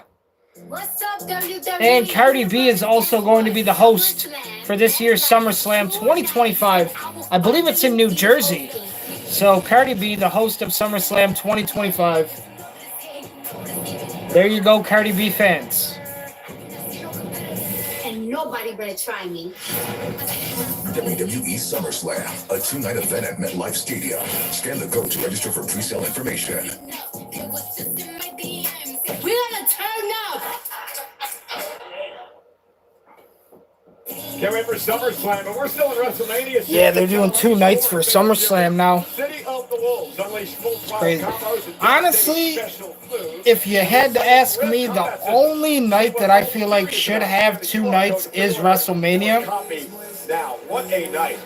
I get the idea of wanting it 2 nights for like something like SummerSlam. I've heard them even say things like Royal Rumble and Survivor Series War Games. But it's like WrestleMania was always just one night, a one-night special event only. It didn't even start out as a fucking pay-per-view. It started out as you would have to pay tickets to go to the arena, your local arena, to like watch the event on the fucking Jumbotron, and then it transitioned into the pay-per-view stuff. But really, I enjoyed, having it one night. I think 2 nights is respectfully the way that it should be. Little Yachty's in the building. 2 nights is great for WrestleMania. I feel like it's the only event, though, that deserves 2 nights. We appreciate you, Yachty, for coming through WrestleMania. Well, WWE is presented by Xfinity. Stay connected to more of the If the WWE ever has an event at the Sphere, that's going to be crazy, too. Well, the United States title matches. Because I know that UFC was at the Sphere recently, and it looked fucking... That shit looked crazy, man. 10 times the stills. We're going to get into more of that later on. Because technique and charity face-to-face. The megastar, L.A. All right, next match. Looks like it's going to be for the United States Championship. Bitch-ass L.A. Knight. Taking on my boy, Jacob Fatu, from the New Bloodline. Obviously, I've said in the past, I really wanted them to push Solo Sikoa into the main event position. I really felt like Solo Sikoa. Originally, I wanted Solo to defeat Roman instead of Cody. You guys know I'm not a big Cody fan either. I still see him as fucking babyface legacy Cody Rhodes from when he first debuted, and that's how I'll kind of always know him. And Stardust, but yeah, I don't see him as John Cena's replacement at all. That thought never crossed my mind. That comparison has never even been a thought ever. But like I said, I wanted Solo Sikoa originally to take the title from Roman. I wanted Solo Sikoa to take the title from Cody too at SummerSlam. They just didn't feel like the time was right. Obviously, we're here today now where Cody's going to be defending against Cena. So that was like the plan in the long run. But I would have liked them to originally put it on Solo. Jacob Fatu, I am a fan of. All in all, I would have to say that the OG Bloodline reminds me so much of the original NWO from WCW. So you got Roman and the Usos, and then you got Hogan and Hall and Nash. And then the new Bloodline really reminds me a lot of NWO Wolfpack. If you guys are wrestling fans, you'll see where I'm coming from. But in his own image. I've always said that. I've always said that to me, WWE's version of WCW NWO and NWO Wolfpack is pretty much just the OG Bloodline and the new Bloodline.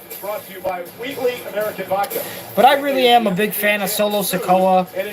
I said before, and this was before Ricochet went over to AEW, I said, probably not even a year ago, that a lot of the superstars that I really wanted to see get pushes, names like Dirty Dominic Mysterio, Ricochet, we had Solo Sikoa, who's another one that I can think of just off the top of my head right now. We said Dirty Dom, we said Solo, Karrion Kross. Karrion Kross is another one that I like, who I really want to see, get that respectful push. Well, there's a couple that I'm really gonna need, to take it that next step further, and they're doing it. Triple H really has evolved into an era where younger, more capable, more superstars are getting the chance to be in these main events, to be in these big matches, and more so than ever. Anything that Vince was doing he probably would have never, ever had half of the roster doing what Triple H is doing now, you know what I mean? So,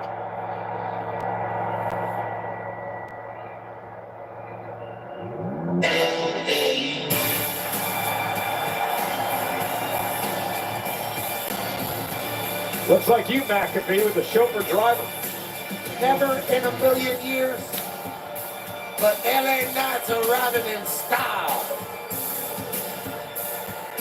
and the fans do not give a fuck about LA Knight. Too loud. It overheated. Max capacity of heat. They're, LA Knight and the Malls are they're showing an overheat meter. It's at its maximum. But the fans seem really dead here for LA Knight. That's usually how I feel anytime I have to sit through a LA Knight match. But yeah, not a pop at all. Nothing for LA Knight here from the fans in Las Vegas. There you go, right there in the ring, you know, when he got to show off a little bit. A little bit of a pop right there, but at the same time, for the United States champion, nah. That's definitely not enough. I would put the title on Jacob Fatu on this one. You know me. I mean, I'm not an LA Knight fan, so of course I'm going to be a little bit biased. But putting it on Jacob Fatu, let's think about it this way. You know, Jey Uso, for his family, already won the Raw World Heavyweight Championship. So Jacob Fatu can also bring some championship gold back to the island of Samoa as well. And, you know, you get a World Heavyweight Champion and a United States Champion in one night. Not a bad deal. Not a bad deal. WrestleMania night as well. Don't get much better than that. They are a-tingling. That was the famous Bob Dylan hit back in the 60s. But this is our next match, ladies and gentlemen, for the United States Championship. It is LA Knight defending against Jacob Fatu. Fatu, LA Knight for the United States Championship. Dozens of WWE Hall of Famers have held the gold over the years. Of course, the very first was mentioned by Triple H in his Hall of Fame speech last night, the great Harley Race. And tonight, LA Knight looks to retain. Jacob Fatu looks to win his first ever singles title in WWE. Jacob Fatu not scared to fight you post to post, coast to coast. He is everything that you would want in a champion here at the WWE. Last night, last month. Irish whip reversal from Fatu. Now LA Knight with the neck breaker. Nice neck breaker by Knight. This is Knight trying to end things quick. I think he took a hell of a beating last night. Oh, went for the BFT and Fatu. LA Knight already looking for his finisher. Looking into the eyes of a werewolf. With Jacob Fatu all too aware. Knight was perfect until Jacob Fatu Scouted that one perfectly. Now, there's fear now in the eyes of the megastar. No, wait, I was going to ask you, strategy for LA Knight against this. LA Knight trying to throw everything against Fatu here. And a pop-up Samoa drop. That's because of the beatdown last night. Oh, that spine of LA Knight, especially the fans in Las Vegas are behind Jacob Fatu in this match. I love to see it. I love to see that. Sometimes he is completely delusional with that confidence, and he's going to pay the price here. Jacob Fatu is just a crazy individual. This guy has done stints in prison. When he got out the last time, he said he was going to change his life around. Oh, Michael Cole, relax. He's not the only wrestler that's ever been in prison. Jesus. To try to do this. Fucking Jerry Lawler's probably done worse shit than this guy. Make the most of it. Had to learn a lot of lessons on his road to right now. Live that kind of lifestyle. It's going to give you an insatiable hunger. That is the scariest part of Jacob Fatu. Went for the sunset flip, and LA Knight moves out of harm's way. Mentally, he's ready. Physically, he's ready. Is tonight the night where he gets gold, or is LA Knight? Turn it into a cross-body lateral press kick out of cross-body lateral press into a pinfall. Could not secure a 3 count, though. Bitch-ass LA Knight kicking out just before the title could change hands. One less boom. This is Jacob's WrestleMania debut. A couple of important points here, Wade. He's never been pinned. Advertising the Wheatley American Vodka. I would never drink that, considering I think that has something to do with Cody Rhodes. I also don't like how WWE refuses to do anything with like fast food anymore. They won't promote fast food because a cheeseburger can fucking kill you and clog your heart, give you a heart attack.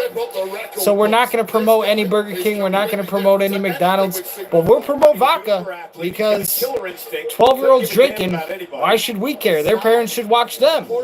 Make him very tough to stop. And smart move by LA Knight. Go to the knee, take out Fatu. LA Knight now with a real good fucking product placement, WWE. Real fucking good product placement. The Wheatley Vodka and the Prime. Jesus, what are these kids gonna be like when they grow up in fucking 20 years with their Wheatley Vodka and Prime Energy drink? Fucking Prime Energy chasers for their Wheatley Vodka. He's certainly admirable, but he's in a dogfight with all. Power slam, caught Knight in midair. Fatu delivered it. Nah, man, I can't drink the Wheatley Vodka without my Prime Energy chaser.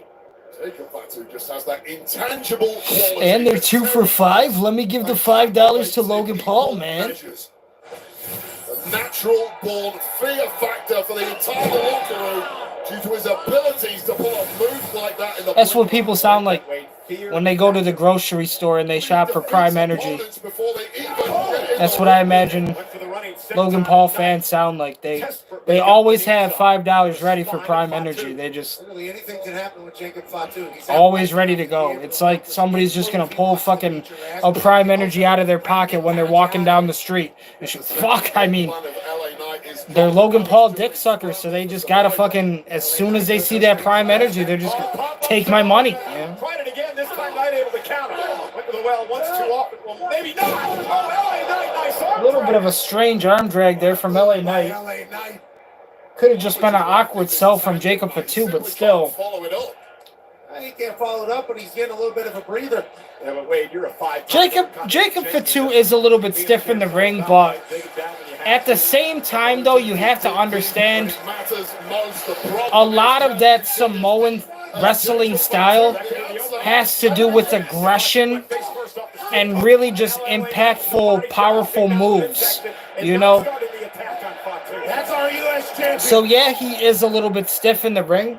I think given experience and given more matches with different, versatile wrestlers, sure, he is going to kind of round out his edges. But being stiff is honestly not all that bad. It's worked for a lot of people in their careers. I mean, Stone Cold, Undertaker, a lot of people have been stiff in their careers and have been very successful. Gunther in a way is a little bit stiff, and you guys know I fucking love Gunther. So. Elbow drop, only a 2 count for bitch ass LA Knight. Jacob Fatu keeps the United States Championship match going.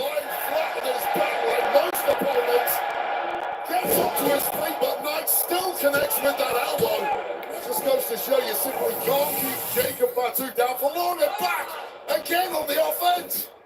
Little bit of a shot to the midsection there from Jacob Fatu. Buys himself some time now.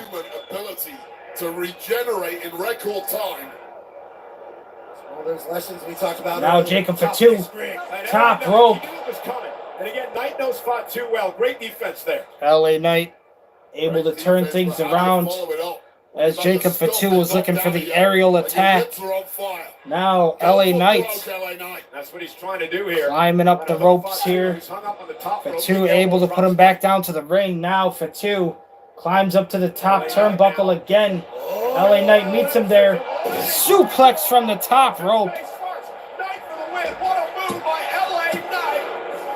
Only a 2 on the pinfall. Senior official Charles Robinson was right there with the call. Senior official referee Charles Robinson, the referee for this United States Championship match. God, Charles Robinson, how long has he been going now? At this stage of the match, being able to jump all the way up to the top rope It's that Kavorka that's thick in the air here in Las Vegas. For the BFT, the Blood Force Collar. Fatu follows it up with a super kick. Fatu with the super kick. Now LA Knight gets a whiplash. Once again is Fatu. And again. Jacob Fatu at full speed. Putting all his weight into LA Knight. The nephew of both men is Jacob now heads out to the apron. Sitting in the bottom of that corner now, LA Knight in a bad place. There's the Swanton bomb from Jacob Fatu. And it is only a 2 count. What a matchup for the United States title. The Swanton bomb from the Samoan Werewolf did not win the match.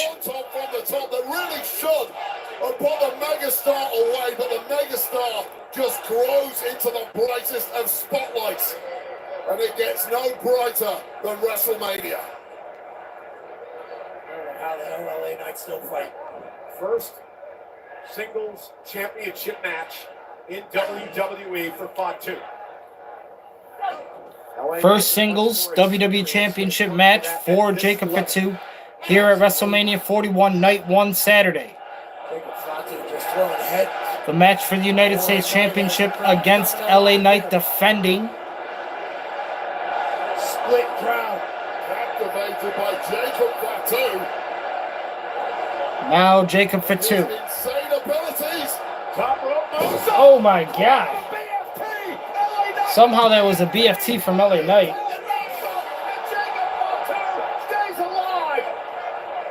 Jacob Fatu, hand on the bottom rope, breaks to pinfall. LA Knight in disbelief.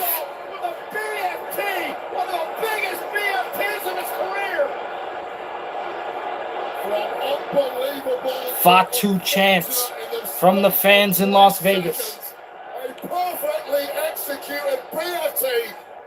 That was a pretty good spot there. I like that spot. Picked off.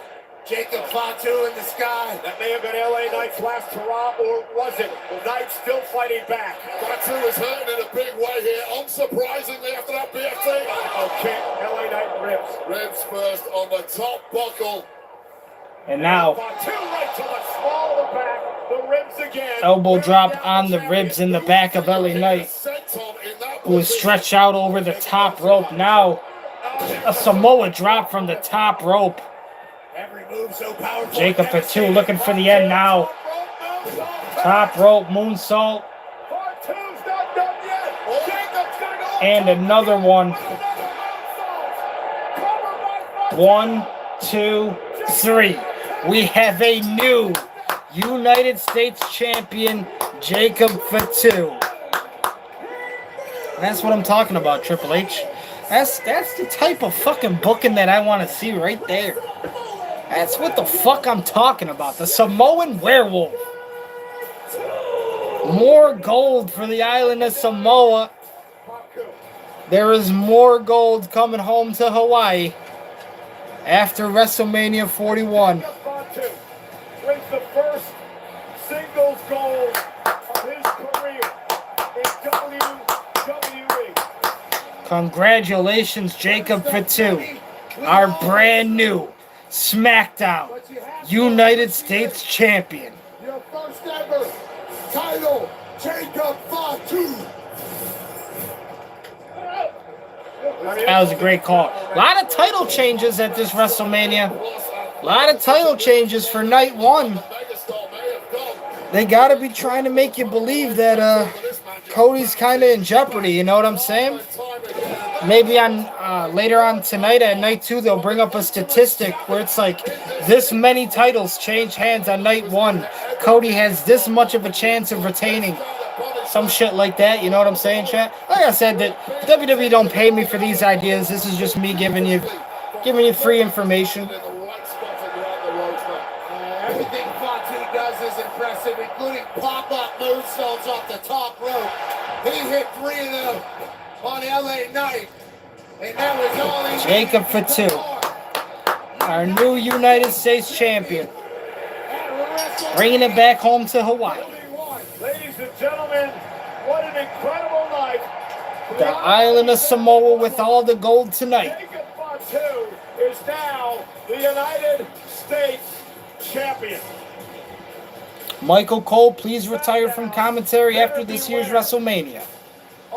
Please let this be the last WrestleMania you are doing commentary. I am done with the Michael Cole commentary. So I keep Wade Barrett. I would like to have Big E. Wheatley American vodka is for hard work. And if we got to bring over Booker T from NXT, fuck it. We'll bring over Booker T from NXT. Just mail it in. Oh, a thing of beauty. People who rise to the occasion. Here we go. Men and women who know how to get the job done. From the top. Here's more Wheatley vodka promotion Celebrating with something for all the 12-year-olds out there that are going to grow up to be Wheatley vodka alcoholics and prime energy consumers. WrestleMania is coming back. More than likely not in that order.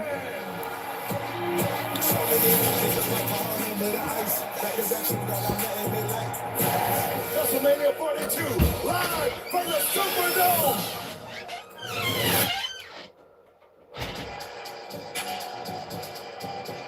WWE fans, start playing Fatal Fury, City of Wolves on Monday, April 21st, 3 days before launch. Scan the QR code and pre-order now for early access. While you're there, join the mailing list for your chance to win an exclusive WWE giveaway. Scan now. While the WWE returns to Fontainebleau, Las Vegas, with The Undertaker One Dead Man show tonight, the roast of WrestleMania featuring Tony Hinchcliffe and friends tomorrow. And NXT this Tuesday, April 22nd. Tickets on sale now via Ticketmaster. What a WrestleMania Saturday this has been so far, presented by Snickers. Snickers satisfies. And by WWE 2K25, WrestleMania sale is here. WWE 2K25 is 20% off on all platforms today, bringing you the unique opportunity to relight Bloodline, Family, and 2K showcase the Bloodline Dynasty, plus intergender battles and more game-changing updates saved today. Well, on the Countdown show earlier today, the announcement was made by Rey Mysterio. He is not medically cleared to compete tonight because of an injury suffered on Friday Night SmackDown last night. But he will be replaced in this match by the great Rey Phoenix, who has a score to settle with El Grande Americano. And both these men's WrestleMania debuts next.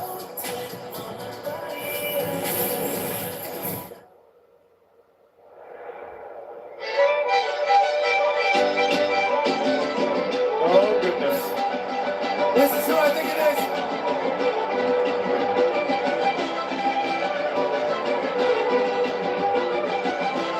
Yes, Jack Gate. No. Shoot. Try again. Brother. Mariachi band.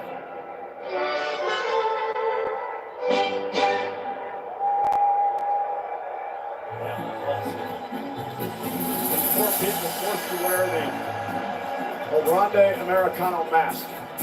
El Grande Americano has been great since he debuted on Monday Night Raw.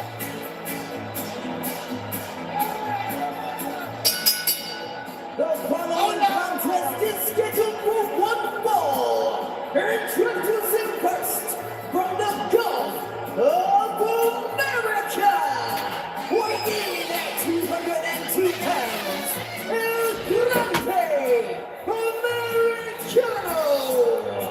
El Grande Americano. El Grande Americano is here at WrestleMania 41 in Las Vegas. Whenever he was born, Gulf of Mexico. I am a fan of the El Grande Americano gimmick. Nonetheless, you guys do Apparently it's not Chad Gable. Luchador without Chad, right? Luke, Chad, or. Yeah, and that or could be the fact that you are wrong. And this is El Grande Americano. Apparently, Chad Gable wants us to believe that he is not El Grande Americano. Just about as much as Hornswoggle is Vince McMahon's son. Outlandish claims about the real identity of this man. A lot of people have that tattoo on their back. I thought about doing it just last week. How about that Chad does this on a normal basis? No, maybe he drew a little inspiration. But I do like El Grande Americano.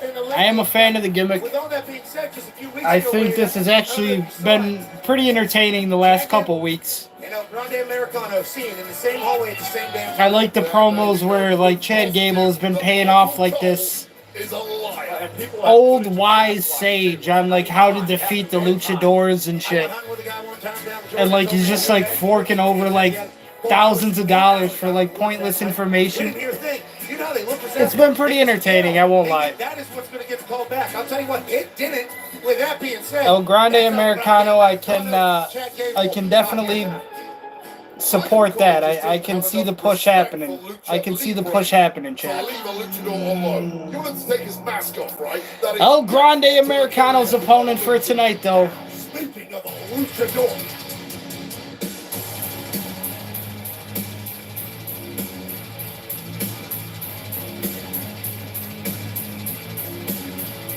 I think he's going to have a match with Rey Fenix. Hi, Chad. Hey, Chad, what's up? Said old line in response to again. Yep. It is Rey Fenix. For us right now.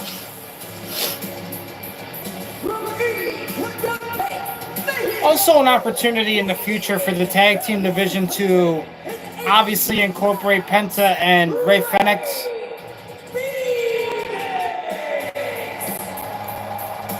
Really crazy how they both came into the business around the same time. Well, you know, not the business, but WWE. They both signed contracts and got accepted around the same time. I am a fan of Penta and Rey Fenix. I do like them as a tag team. Obviously, for their respective divisions, they've been pushed for singles competition. I believe Penta on Monday Night Raw and Rey Fenix for Friday Night SmackDown. So there's real beef between these two. Major announcement was made earlier today on the Countdown Show. Has something to do with this guest here tonight, Vikingo. He is a former AAA champion. The reason we bring that up is because the WWE has acquired the Lucha Libre organization known as AAA. We'll talk more about that after this matchup. Also, look who's here tonight. Dana White in attendance, WrestleMania 41 Las Vegas. The UFC CEO Dana White in attendance. Billionaire in the building. Business brain on that man. Our next match on the card, ladies and gentlemen. El Grande versus Rey Fenix. What a dream. Whoa, hold on. That's not wise. El Grande Americano, who runs into a big kick. Okay. Not a good way to start off the match for El Grande. We don't know if El Grande Americano and Vikingo have an old rivalry. I guarantee you they don't. Chad Gable has no idea who he is. And there's Rey Fenix. Spectacular Phoenix looking for the win. And a kick out. That's El Grande Americano. It's not Chad Gable. And this referee is just allowing that to take place? Rey Fenix should be disqualified. For what? The match didn't even start, Wade. No idea what you're even talking about. Currently 9:47 a.m., almost 10 a.m., which means I've pretty much been awake for 17 hours straight. Insanely talented. Yeah, you've had the opportunity to see him on SmackDown the last few weeks. What a talent, huh? Absolutely. I do expect the event to end around probably like 11:30 a.m. So we definitely got a couple more matches left. And this is exactly the reason why I wanted to save the stream for this morning. Because I even knew last night when I was getting ready to leave for work, it was like 10:15, and I'm like, dude, they probably haven't even started the fucking main event yet. If anything, they're still showing like the video vignette package for the fucking main event. And by the time I leave, that's when the main event is going to get started. And I just said to myself, yeah, this is exactly why I didn't stream last night, because I would have had absolutely no time to make it to work and to do the things that I needed to do. They're going to fucking have a 4-hour WrestleMania. I knew that I was not going to fucking have time to, I would have had time to stream the event, but not the main event. And to me, it's like, if I can't give you guys the full video in its entirety, then to me, I kind of failed. So I wanted to save the stream for this Easter morning. I felt like that would be better, obviously, because one, we would get to watch the entire event and get to see my reaction, my review to it. Off the top rope. Look at this. And I wouldn't have to fucking skip anything with the main event. So even if I did stream it yesterday, and let's say I streamed it yesterday, skipped the main event, that's pointless to me, because I can't talk about the main event any point than that. You know what I mean? Like, maybe for night 2, but the entire reason of talking about it is for that stream. So unless you're talking about the Mexican Olympian team, of which I can't comment. I'm not familiar. Me neither. I'd have to do more research, which we should do for the next PLE weight. Let's get on Wikipedia. Oh, goodness! What a move! Cover, kick out. Nice catch there from El Grande. Laying the smackdown on Rey Fenix. Right now, a little bit of a back and forth match between the greatest American luchador of all time, El Grande, and WWE's newly acquired Rey Fenix. An illustrious career south of the border in Mexico, Again, tag team partner of Penta. Rey Fenix and Penta have arrived here in WWE as of late, taking both of their divisions by storm, each on Raw and SmackDown. The surface on this guy's offense. Every time he's out here in WWE, we see something new we haven't seen before. Last night it was the Meteora. So creative with his body, the run of attacks that can come are literally endless. Rey Fenix has the audience behind him in this match. The fans in attendance at WrestleMania 41 in Las Vegas do support Rey Fenix. Big kick to El Grande Americano. So easily kept himself in and then build up momentum with a delay shot, a little bit of a hezzy, and takes out Americano. I think you nailed it, Cole. It really is the balance of Phoenix that we've never seen the likes of which before. Oh, what a Chad Gable-like throw by El Grande Americano. Take the best of Chad Gable, add it to your own lucha repertoire, and you perhaps become unbeatable. I think El Grande Americano's used other people's bag as well, not just Chad Gable. They do have a similar physique. It's an impressive physique. One of the best on the roster. Well, so do I in Grimace, and it doesn't mean I'm Grimace. And now top rope, here comes... Oh! Jesus, that was crazy.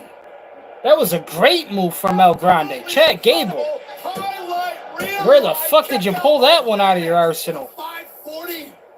540? I can't even do the math on this. Well, that's 180. That's 360. I think 450. Whatever it was. They're going to say it was like a 450. It was a backwards 450. Connected flush on Rey Fenix. El Grande Americano. Absolutely beautiful move there from El Grande. Athleticism on display. Listen, if he was a real luchador, he would respect the tradition of other luchador masks. You're the one who's been demanding El Grande Americano removes his mask. Because he's not a luchador, you idiot. He's Chad Gable. Oh, okay. And now Phoenix, look at this. Down goes Gable. Fire driver connected. And a kick out, that black fire driver by Rey Phoenix. Black fire driver into a pinfall. Only gets a 2 count. El Grande keeping the match alive. Not scared to dance with the line of should you do that or should you not do that. He's been very Now Rey Fenix top rope. Tries to scale it. El Grande though. Low blow with the assist of the ropes. Now El Grande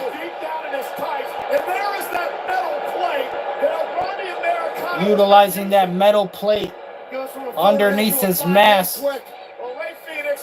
official have no idea. Putting that plate underneath his mask. Now of a Grande Americano. We don't know it's metal, Michael Cole. It's not been molecularly analyzed. You obviously have been watching Raw. Do your homework. Uh-oh, Phoenix now. Roll through. Phoenix takes down El Grande.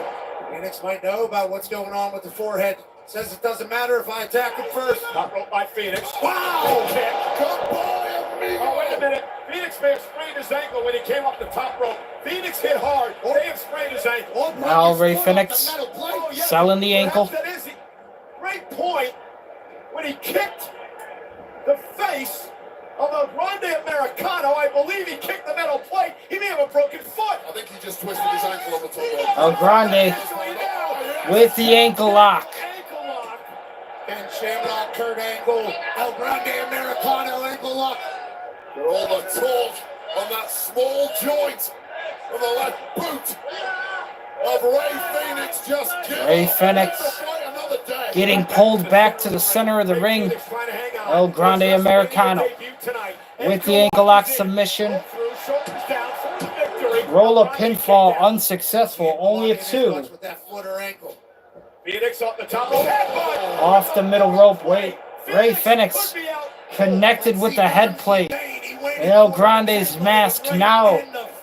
El Grande takes advantage. Why not make it look good before you go for the pin? It's WrestleMania.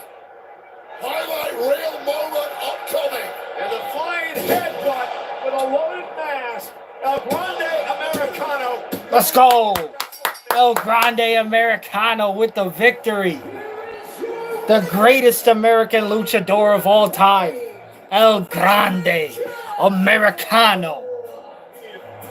Chad Gable who? That's El Grande in the ring. El Grande Americano certainly benefited from having steel on his forehead. El Grande Americana. WrestleMania debut dub. WrestleMania debut.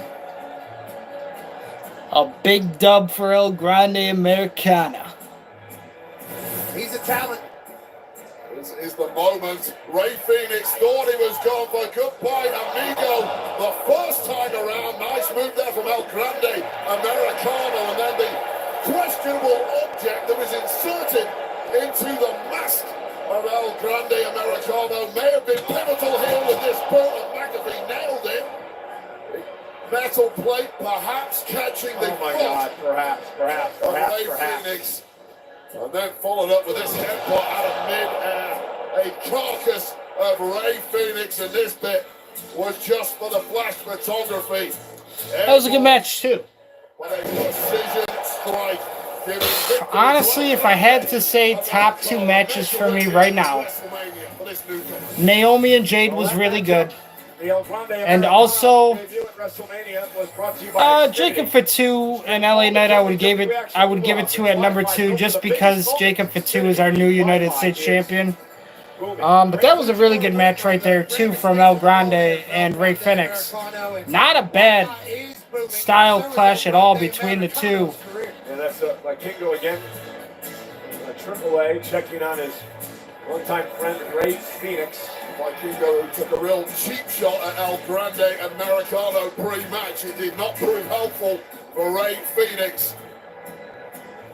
And we can say for a fact, El Grande Americano is undefeated currently at WrestleMania. The undefeated streak has begun for El Grande. It's time for the lightning round, presented by Snickers. The topic is wrestling. Miz, are you ready? Born ready. Define the following terms. Squared circle. Mathematically impossible. Next. Suplex. I don't like soup. Hurricane Rana. Is that Italian? Chop. In order of lamb. Delish. And that's time. I did awesome! Miz, I think you need a Snickers. Snickers satisfies.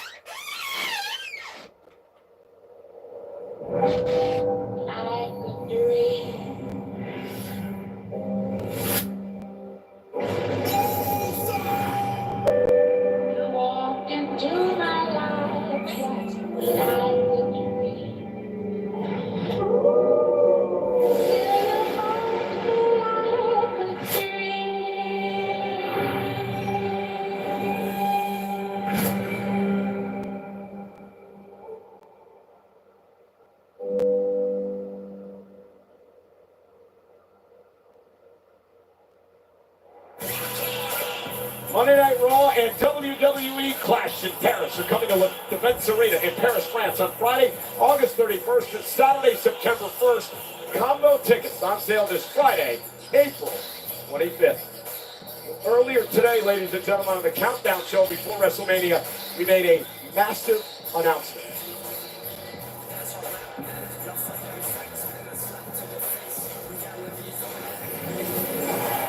Ladies and gentlemen, I am flanked by some of the top business leaders in the world. I am flanked by some of the top luchadors in the world for a major announcement here this afternoon. WWE AAA announcement. The acquisition of Mexican Lucha Libre promotion AAA. Also, WWE purchased them? A massive announcement. WWE purchased AAA? It changes the landscape of Lucha Libre. That really does, yeah. Here tonight from AAA, which we would like to Shit, I didn't know they purchased them. I thought they were just going to be like collaborating or some shit. There you see Maricela Pena Herrera. She is the AAA president. Wow. Dorian Pena, the AAA. That is actually big. I mean, the biggest stars in Latin South America in pro wrestling now have a chance to work with the WWE. This will take place. That's actually a huge announcement, yeah. In Los Angeles for Worlds Collide. More on that on the weeks to come. Congratulations. What a moment. Ladies and gentlemen, please welcome two-time Hall of Famer, Mr. WrestleMania HBK, Shawn Michaels! Shawn Michaels is here. Currently 10 a.m. here in Buffalo, New York, so probably another hour. We probably got about like 2 or 3 more matches left on the card for night 1 here for WrestleMania 41. Once again, ladies and gentlemen, thank you so much for staying here with me, for checking out this video, just for checking out the channel. It means a lot to me. Hats off to Omar Femi, who is still running things there in NXT. Absolute star. And later today, we will be live streaming again for another watch along for WrestleMania 41 Night 2, Sunday. So later tonight, we will be live streaming again for that.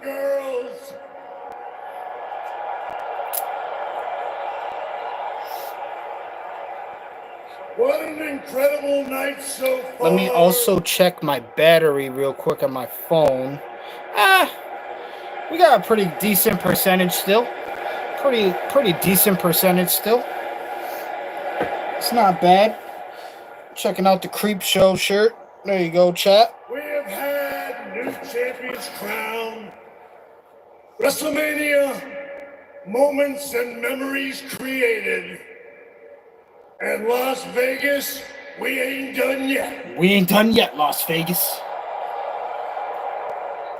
But right now, the WWE But wait, there's more.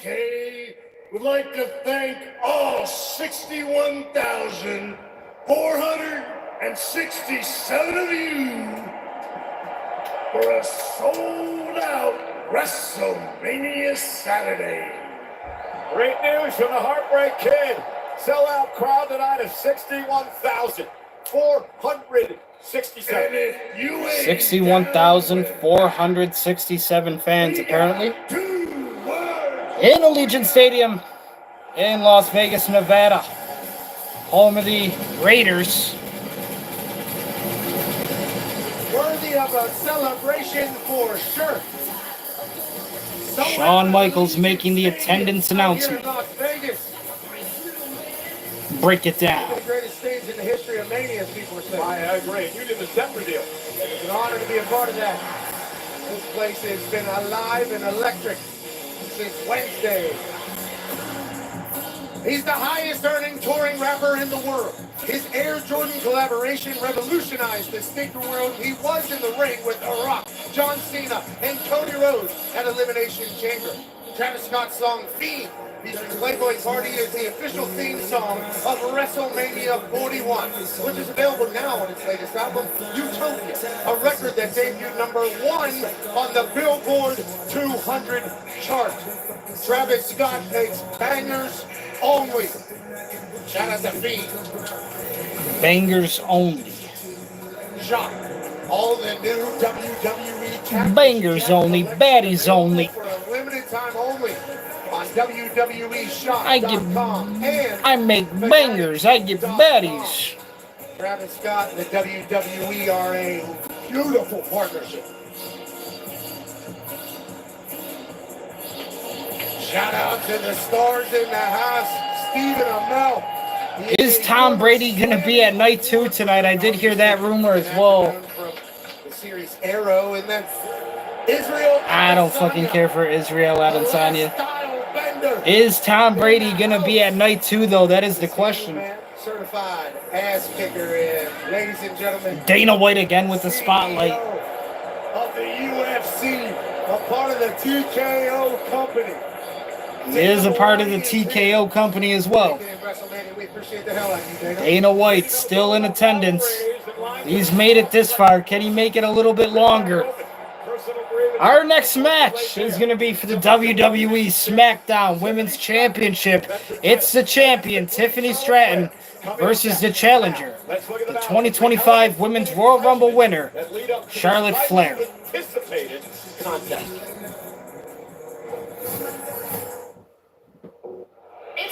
time!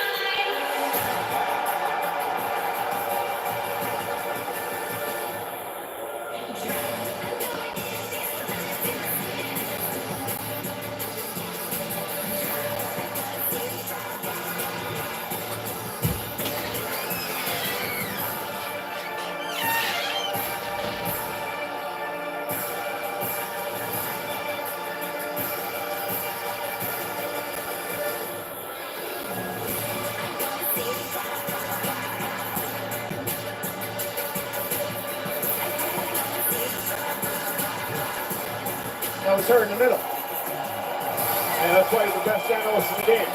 Wow. I was waiting. I couldn't figure it out. Entering in a custom Barbie playbox, courtesy of Mattel, is the WWE Women's Champion in waiting. Someone who has took this company by storm. Yeah, this is the Barbie doll built for success. A former Team USA gymnast who brought those skills to NXT, completely dominated the landscape there, and took that momentum, became Miss Money in the Bank in 2024, cashed in successfully, and has looked every inch the absolute superstar of the women's division ever since. Yeah, Pat, here's the problem though. This is the WrestleMania debut for one Tiffany Stratton.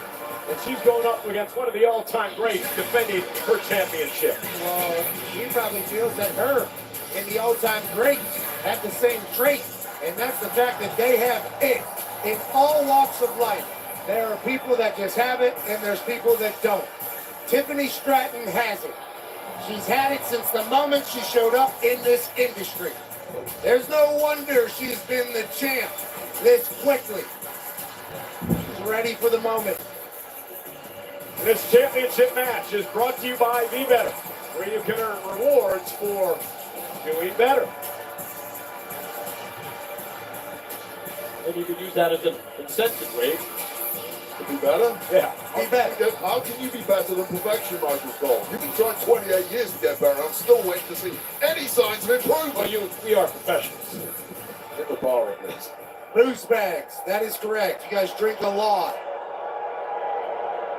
And you don't? Come on. The pub crawl in London with us. All about a good celebration, as is Tiffy time and this woman.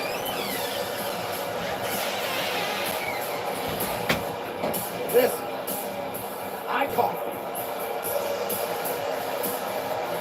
Arriving in style. A Rolls Royce entrance on the strip. Charlotte Flair pulling up in the Rolls Royce? For the Queen. Look at those seats. And an aerial view of the Queen showing up to the office. Yeah, she's comfortable. The Queen. A sold-out football stadium with all eyes. I think it's the Wraith. Charlotte Flair tonight. Could just be a ghost, though. Either way, Charlotte Flair pulling up in the Rolls Royce. One of my favorite car brands.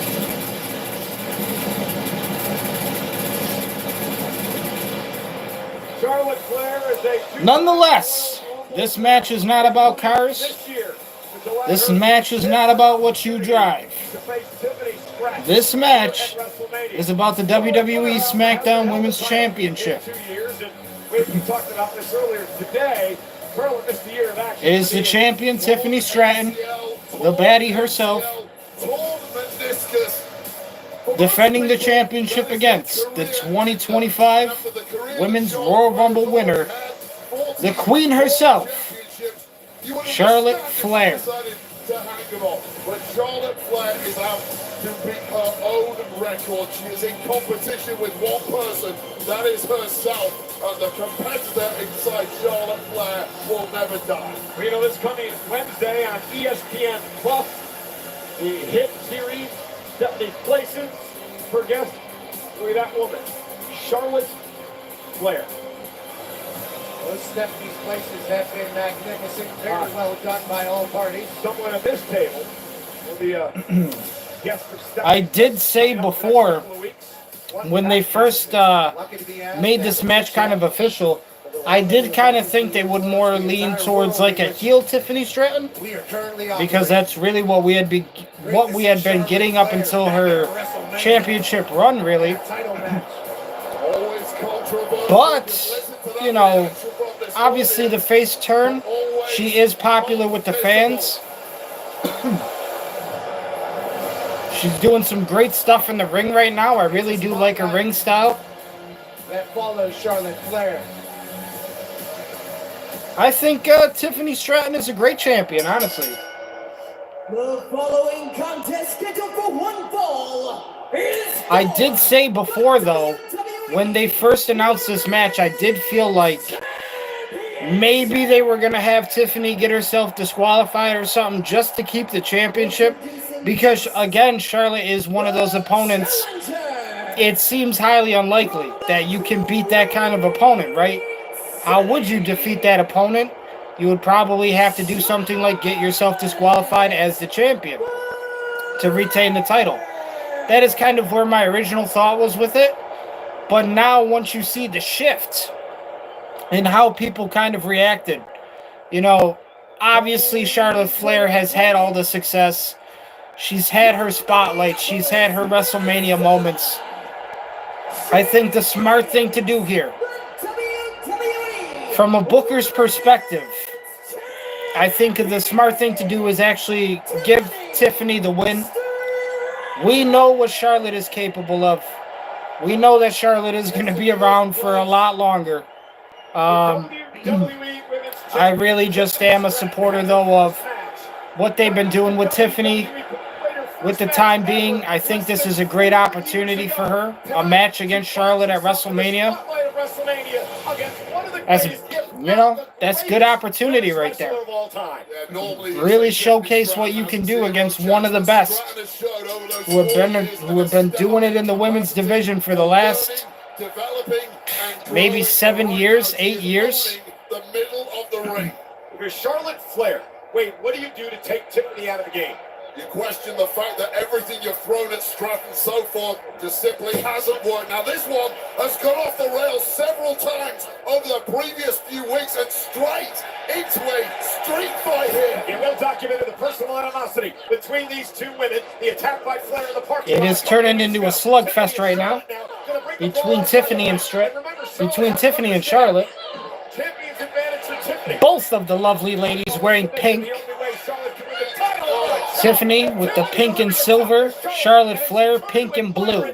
Charlotte took advantage. I promise you, these are the hardest shots I have witnessed in some As I said before, though, this match not about what you're driving, definitely not about what you're wearing. Unless you're wearing gold, And only one person in the match can say that right now. That is Tiffany Stratton, the champion herself. Great balance by the champion. I think for Tiffany, in an absolute war right now with Charlotte Flair. I mean, this is a fucking boxing match. Dana White. The elegance has been dropped. The technique has been dropped. It's just sheer shock and awe. Getting the front row view for the cat fight between these two lovely ladies. Let me show you what it is and what it seems to be in Tiffany Stratton's favor right now at the moment. Places Charlotte in the tree of woe position in the corner of the ring now. Drives the foot into the stomach of Charlotte. Forcing Charlotte to kick out. Wait, this is an important match for Tiffany. Charlotte kicks out. Debut and all that. Remember, rolls out of the ring to catch her breath. The bank on one of her allies, Nia Jax. There's been a lot of criticism over whether or not Tiffany Stratton actually deserved Tiffany Stratton said, get that ass back in this ring, Charlotte. Charlotte, though, with the ring awareness, the IQ of the veteran, trying to utilize the ring post. Could not get the job done. Now uses the barricade, though, on the outside. Tiffany Stratton on the defense. Championship on the line in this match. Now she's fighting at WrestleMania. Charlotte rolls in and out to break up the count. I admire those who don't want to wait in line behind other people that aren't as great as them. But it's about stacking the deck, and the deck is stacked in your favor when you have the Money in the Bank briefcase and the contract. Charlotte in control of the match. You pick your moment whenever you want. Now this is a very, very different proposition for anyone. And wait, the problem here is that Charlotte, in her veteran instinct, she drew Tiffany out of the ring. Charlotte also wearing a knee brace here. Take advantage, and now the beatdown begins. So you can see also Charlotte Flair not 100% in this match. Wearing the knee brace, I believe, on the left leg. What she's done in the past, you put together a game plan. Charlotte Flair knows you're going to do that, and she's come But Charlotte Flair different to anything you prepped for. showed up with one goal in mind: to leave Las Vegas with gold. You can watch as much tape as you want of Charlotte Flair over the years, Wade, but she's evolved. She's evolved as a superstar. She's evolved. Tiffany Stratton on the defense. It's really hard to game plan for Charlotte Flair. Yeah, you don't win 14 world championships, potentially a 15 tonight, without evolving over the course of your 14 world heavyweight championships for Charlotte Flair. Witnesses and exploiting them. The NXT Women's Champion, Stephanie McCare, is not going to take too kindly to that. Well, Stephanie McCare knows what she can do if she has a problem with it. And Charlotte, again, ragdolling right now. And I'll tell you right now, Charlotte Flair has taken a lot of heat inside the locker room for being so dismissive of every single woman under the WWE umbrella. But when you have the kind of resume, Charlotte Flair, she's absolutely right in dismissing. definitely holding down the match right now. And there is not a single argument that can be made against that fact. Trying to show the WWE Universe how she hasn't lost a step in her absence. And she looks every inch that woman right now. World-class athleticism, obviously high ring IQ, born for the business, and a mindset to Tiffany Stratton off the ropes. Don't worry about making friends. And Charlotte now turning into a Boston Crab. It is a Boston Crab, aka Walls of Jericho, here from Charlotte. The champion in trouble. Remember, tap out gives the title. Tiffany Stratton able to roll up Charlotte. Only a one, little bit of a slow count there from the ref. Not fast enough. Flair was looking fresh as a daisy, but now there is fight in the chest. Charlotte. We get underneath now by Charlotte. Charlotte with a neck breaker. A little bit of a neck breaker there from Charlotte. Gets caught up on the top rope. And Tiffany Stratton takes advantage of the mistake from Charlotte Flair. Now, athletic similarities between these two. Tiffany Stratton with the elbow to Charlotte. Irish whip to the corner of the ring.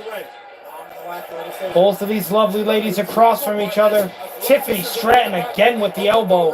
Normally, it's Flair's biggest asset, but it's neutralized tonight. Now, Irish whip off the ropes. Charlotte into a spine buster. Shout out to the game, Triple H. Shout out to Arn Anderson, She can do it all. creator of the spine buster. No problem. pick you up and put you through the desert real quick. Somehow Charlotte Flair kicks out. A lot of what's coming instinctively to Charlotte Flair in this match, the way she reacts so quickly. Charlotte Flair trying to make it back to her feet first. To ponder her next move, and that is really the advantage now that Flair has. We are sold out tonight. Charlotte on the outside. Tiffany trying to bring her back inside of the ring. Tiffany gets caught up on the top rope. Charlotte Flair follows suit in this match. Charlotte now takes it to the top rope. 10-8 to Charlotte Flair at this point. Tiffany able to stop Charlotte in her tracks. Now fireman's carry into a roll senton. Tiffany Stratton. Oh, could not find the move. Now Charlotte Flair looking for the Irish whip, gets reversed. Charlotte though, the ring awareness again, the veteran IQ. Using the ring to her 14-time World Heavyweight Champion Charlotte Flair. Able to deliver a basement drop kick quickly to the cover. Not too concerned right now with her opponent, the current champion, Tiffany Stratton. She is becoming, perhaps shaking off some of the early nerves in this one. Good drop kick there from Tiffany, but you're definitely going to need a lot more to put away Charlotte Flair. They're both starting to settle in here. And I like this by Stratton, not getting too overzealous here. Regroup, think about what you're going to do next. Catch your breath. The nerves do a weird thing to your body weight. I think that can work against most athletes. Charlotte Flair, though, I believe you're going to work a little quicker than that, Tiffany. Tiffany, oh. Las Vegas fans maybe getting a little disrespectful there with the chants. Big boot by Charlotte. Quickly. Charlotte, big boot, cannot find a 3. Not able to do it. After the pinfall attempt, Tiffany Stratton keeps the championship alive. From Charlotte Flair, ruthless. Just a little too much eye Charlotte now from Tiffany Stratton. Makes her looking too pretty. Starting to become a little frustrated. To smack your opponent in the mouth. And time and again, Charlotte feels this match should have been over a long time ago. 4 years, Tiffany Stratton had her first match. We talked about that earlier. But Tiffany Stratton here to prove herself as the champion tonight. Confident up into the ring to do everything the way you needed to do it. I'll be perfectly honest with you. It depended on the opponent. The worse my opponent was, the more confident I got. I got in there with a record-breaking champ. Charlotte Flair with the classic woo chops. She want to fuck with the woo. There's a chance Tiffany Stratton is very similar to Charlotte, born for the spotlight. Tiffany Stratton just getting chopped around the ring right now by Charlotte. Such a big moment. Maybe this is what she's been waiting for. Now, a little bit of fight back from the champion. Has Tiffany Stratton had enough? Off the ropes. Charlotte trying to hang onto the ropes. Tiffany now. Charlotte sidesteps. Kick now again. Champ's down. Charlotte set her up right there. Kick to the face of Tiffany sends her down to the ring. Starting to build in Flair. Charlotte still on her feet. Young champ who simply not with their natural selection. Natural selection missed, but they're looking for something crazy here. Tiffany Stratton sit out powerbomb on the champion. Tiffany Stratton got the worst of that one. But it was not enough to put away the champion. After each kick out, after each show of fight from Tiffany Stratton, Charlotte Flair becomes more and more angry.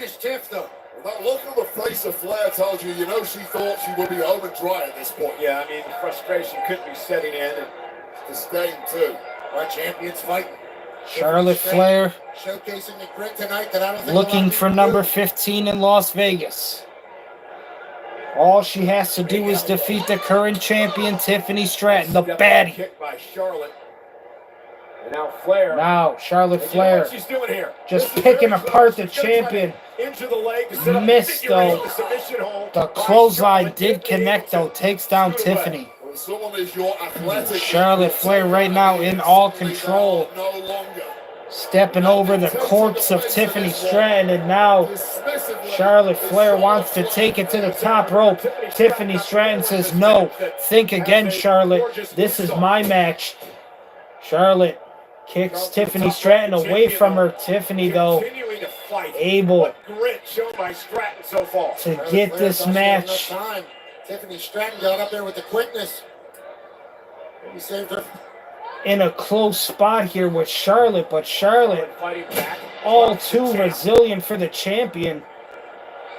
Again, Tiffany just keeps getting back in the fight. It's unbelievable, truly. And now what the hell is this? Charlotte Flair just rolls away from whatever that was. It gets shot in a heartbeat by Tiffany Flair. lands on her feet. Flair went for the boot. Tiffany Boot missed. Now, and there is a spine buster from Charlotte. Yeah, Charlotte just gets the shoulder up. that was a spine buster from Tiffany. Battle by these two fine athletes. This war of attrition. And Tiffany is still living there and drawing some heavy spine buster from Tiffany. Of course, Charlotte equal to it. Maybe just enough of what she needed to get back into this match WrestleMania Saturday. and calm Charlotte Flair the fuck down. For WrestleMania Sunday. On a day that'll kick off with the countdown. Again, ladies and gentlemen, happy Easter 2025. Currently 10:25 a.m. here in Buffalo, New York. We are currently watching WrestleMania 41, Night 1 from last night, Saturday. I had to work last night, so I didn't get to see the event. We are watching it now because I have the time, obviously. Later today, we will be streaming again for Night 2 of WrestleMania 41. So please be on the lookout for that later today. Don't admire your handiwork, Tiffany. Get back on the offense because you know Charlotte Flair is going to. Charlotte Flair sends Tiffany into the corner of the turnbuckle. Split seconds that make all the difference at the very top level like this. That's the difference between good and great. Now, Charlotte Flair gets outside with Tiffany. Tiffany, I think, is aware of what's going to happen. Yes, Tiffany Stratton has seen that move one too many times from Charlotte. Charlotte wanted that outside ring moonsault. Tiffany Stratton now, though, attacking that weak leg of Charlotte.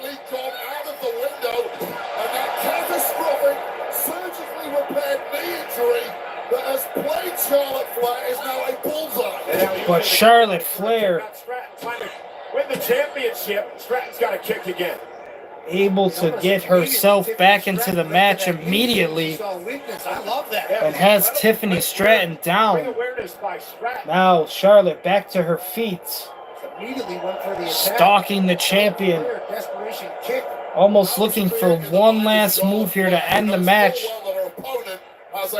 Charlotte setting up Tiffany Stratton in the corner for the ring post. Could be looking for that ring post. Figure 4. No. Instead, now it is Charlotte attacking the knee of Tiffany Stratton. Both lovely ladies working the legs in this match. Figure 8 finishing submission hold. And I mean working the legs quite literally from both of these lovely ladies, Charlotte Flair and the baddie Tiffany Stratton, in a dogfight right now with the Queen, Ric Flair's daughter herself, looking for number 15 at WrestleMania. And here it is. Charlotte Flair locking into submission, the figure 4 leg lock. Can Charlotte transition into that patented figure 8? Tiffany Stratton trying to do everything she can to not tap. Once again attacking that bag leg of Charlotte. Charlotte not able to end the match with the figure 4. And again, going for the figure 4. She couldn't bridge enough with the injured knee. And now Stratton back Tiffany Stratton attacking that injured leg of Charlotte once again. That knee just turned inside out. It bended sideways because the brace has been loosened. Tiffany. It's over at 0 protection to Flair's knee now. And now Stratton looking to climb up top. Looking for the finish. The moonsault got countered with the knees from Charlotte. Charlotte's knee. And now the roll-up Charlotte does not end the match that way. Charlotte Flair putting it all on the But she also all by crooks. She is gonna win. took a hit with that decision. May well need another leg surgery after The this. decision to counter the finisher from Tiffany, putting up the knees, also affected Charlotte Flair. Just as she was about to close in on victory. Charlotte sacrificing her surgically repaired knee to block the moonsault by Stratton. Those are the stakes. It's WrestleMania. Championship gold on the line against the most personal rivalry we've had in years. Charlotte Flair, of course, one of 3 women. Charlotte Flair now setting up Tiffany Stratton. Charlotte climbing the ropes. To be in the pressure. But again, the injured knee not allowing it to get But it is Tiffany trying to take Charlotte off the ropes. Now, both lovely ladies set up here. Who's going to be able to withstand the punishment? Tiffany looking for a suplex. Critical moment. Charlotte able to counter it. Got Tiffany Stratton in her sights. Charlotte Flair. Charlotte. Natural selection off the top rope. It is not enough to end the match. Natural selection off the top rope, and Tiffany Stratton kicks out the current WWE SmackDown Women's Champion, Tiffany Stratton, still in this match. Both women physically beaten, physically exhausted, hanging in the balance the WWE Women's Championship. I promise you, Paul, they're not going to like each other at the end of this one. They will respect the physicality. Charlotte Flair talking trash the whole match.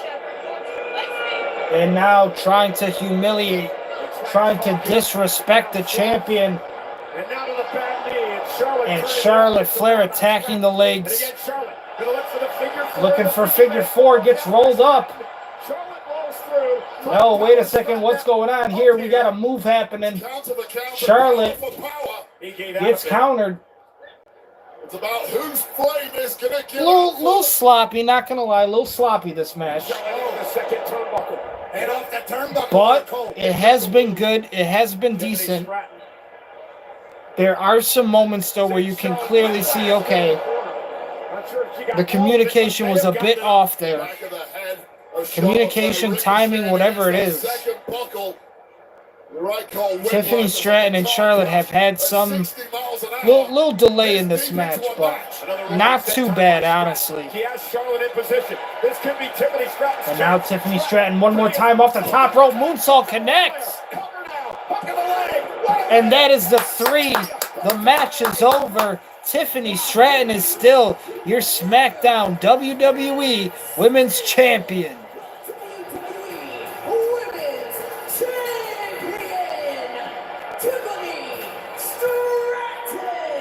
Wow. They gave it to Tiffany. They gave it to Tiffy.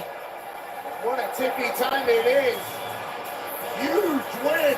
What an epic matchup from both women. Tiffany Stratton, the championship still raised aloft. That wasn't a bad match. Honestly, like I said, a little bit sloppy at times.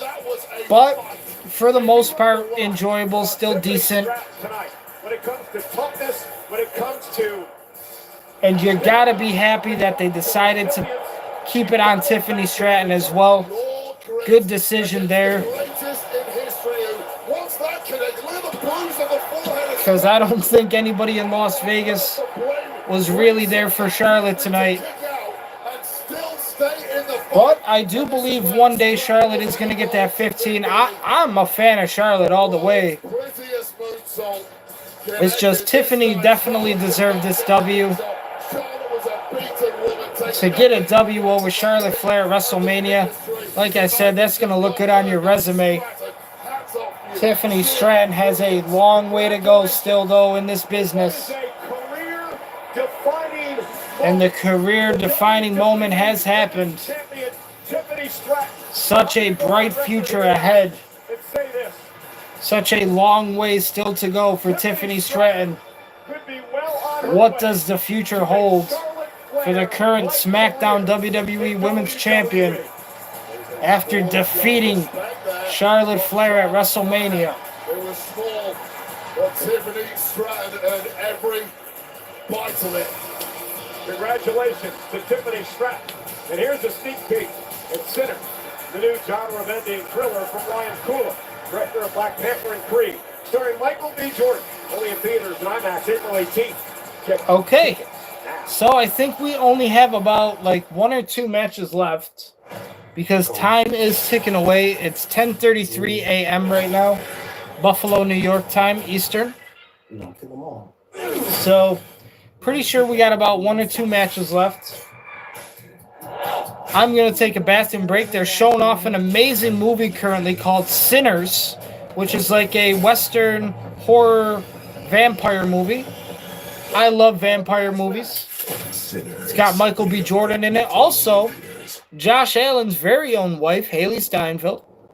So please check it out if you have a chance. The movie's called Sinners. It is made by Warner Brothers. I'm going to take a bathroom break. I will see you guys in a couple seconds.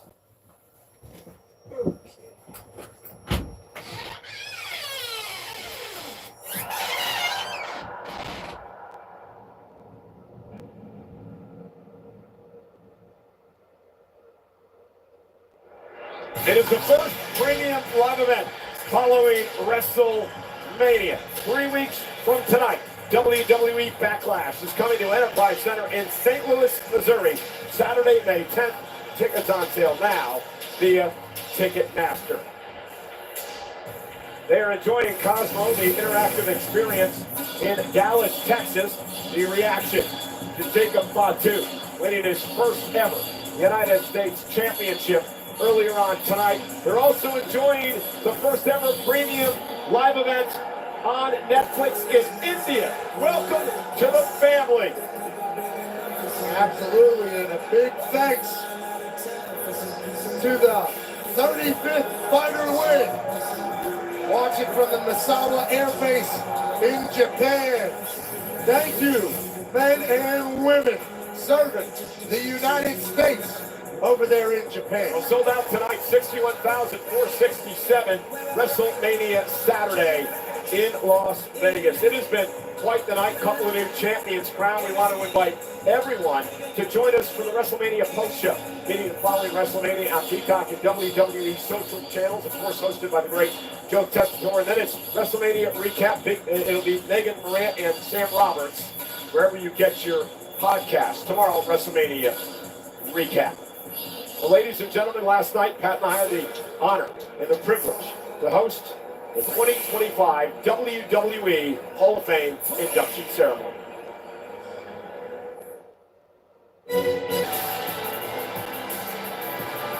Ladies and gentlemen, please welcome the WWE Hall of Fame Class of 2025.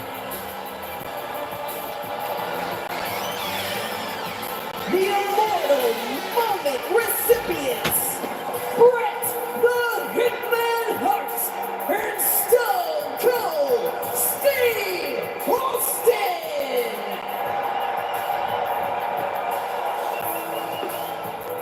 Fred Upman in the family of John Tenta, Typhoon and Earthquake, the natural disasters.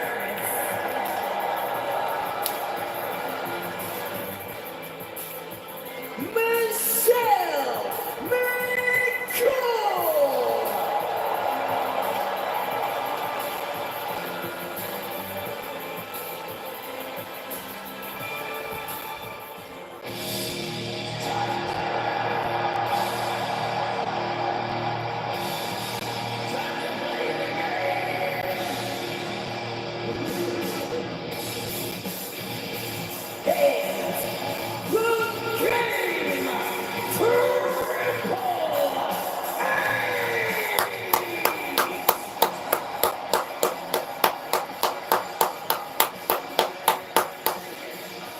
It's 2025 Hall of Fame class.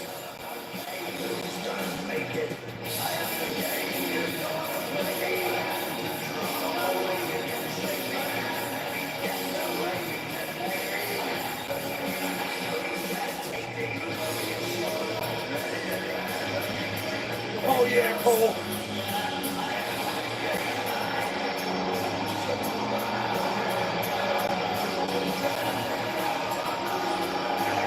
I wish I knew how to do that. Yours is more of a dribble rather than a spurt. So my wife says. Ladies and gentlemen, your WWE Hall of Fame Class of 2025. Congratulations, Lex Luger, Michelle McCool, obviously Triple H. Can't wait to see the class for next year. Obviously, Lex Luger, one of my favorites from my hometown, Buffalo, New York, native Lex Luger in the 2025 Hall of Fame class. Aerial coverage of WrestleMania is provided by Goodyear. The best seats in the house since 1925. Happy As I said, to the I think Goodyear. only 1 or 2 more matches. Well, speaking of the Goodyear blimp, the Women's World Champ got an opportunity to take a ride in the Goodyear blimp over at Las Vegas. Io Sky having the time of her life on top of the world as the Women's World Champion. I don't know if I'm getting in that thing, but shout out to Io Sky. The Io Sky is going to have a big opportunity tomorrow to prove that she's not an afterthought. She'll kick off WrestleMania Sunday in a triple threat match against Bianca Belair and Rhea Ripley on WrestleMania Sunday. Gorgeous, absolutely gorgeous city, Las Vegas, Nevada. In Las Vegas, of course, tomorrow, highlighted by the final WrestleMania match in the career of the greatest. So much all more time. happening later today. Again, happy Easter 2025. We're almost finished with night 1 from WrestleMania 41 Saturday.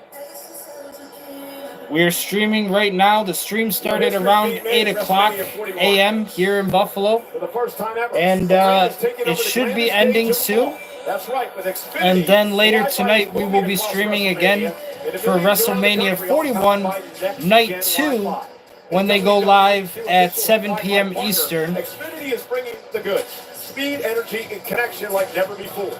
Designed by the legendary Doan and Dustin, this set blends Vegas Flash with Xfinity power, and it's just the beginning of a new booming.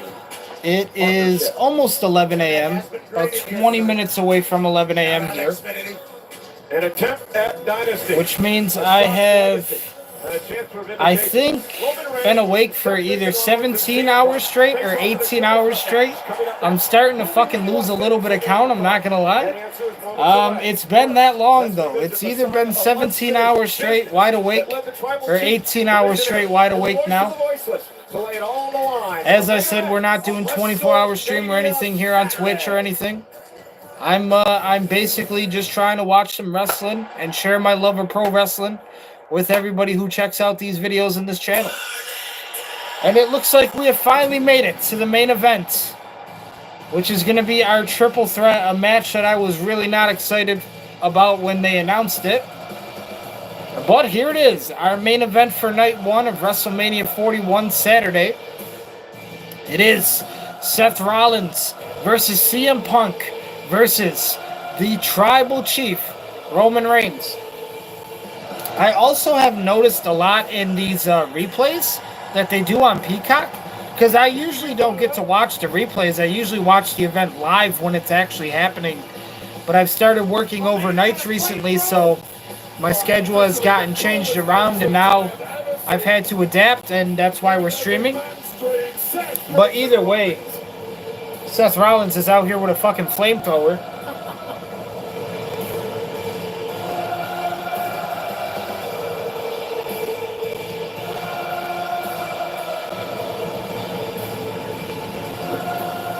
Seth's getting his money's worth out of that thing, and I don't blame him.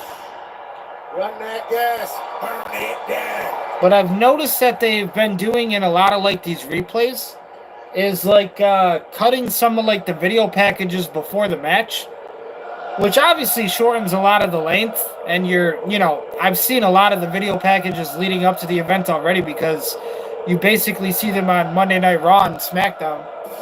it really shouldn't be anything too special, and like unless it's like the fucking main event, like Cena versus Rhodes later today, you might get something a little bit different or unique. But I can't complain too much, you know. It's definitely helped cut down a lot of the runtime on this video, which is nice. But this is basically the exact same way it would have went yesterday, because by the time that this match would have been getting started, I would have already been leaving for work, like driving out of my driveway, headed to the location. So I definitely would not have had any time to have done the main event yesterday. So unfortunately, couldn't stream yesterday, but the time has come where we have reached the main event for night one. Honestly, I'm thinking so far my favorite matches of the night have been, I would say, Tiffany versus Charlotte. We had Tiffany versus Charlotte. We had El Grande versus Rey Fenix. You guys remember what happened 10 years ago? I guess I would say Jacob Fatu and bitch ass LA Knight. Again, I'm not an LA Knight fan, but they put the US title on Jacob Fatu, so I'll give him brownie points for that. And the match between Naomi and Jade Cargill was really good too. So those are probably like my favorite matches so far. The main event, I really don't know how I'm going to feel about this. As I said, I've kind of expected this entire time that Paul Heyman is going to turn his back on somebody. Whether it be Roman Reigns, whether it be CM Punk, I really don't give a fuck. It's what I've expected this entire time, because why else would Seth Rollins be involved in this match, honestly? But yeah, I expect Paul Heyman to pretty much turn on Roman or CM Punk, either one. Seth Rollins has been involved in this match for some reason, so obviously we're going to find that out. And yeah, this is not the match that I would have booked for the main event, but I can see why it's the main event. But it definitely should have either been, I mean, you definitely should have gave it to Gunther and Jay nonetheless. I mean, Jay is your 2025 Men's Royal Rumble winner. Gunther has been your most dominant champion on Raw for what now, months? Come on. Come on. Yeah, this is a big match. This is a big match, but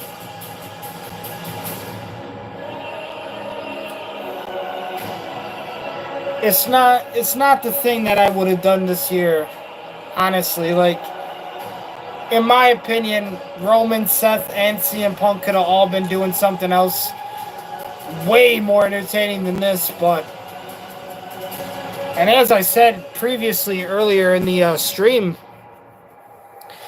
last year at WrestleMania, Roman and Seth were in championship matches, so I'm really not understanding how they ended up in a triple threat main event with absolutely nothing on the line. Chisel from Stone. The OTC has arrived in Sin City. For a record 10th time, Roman Reigns will main event WrestleMania. Titan of this industry, marching to the ring with his signature celestial swagger, the epitome of ice-cold, effortless cool.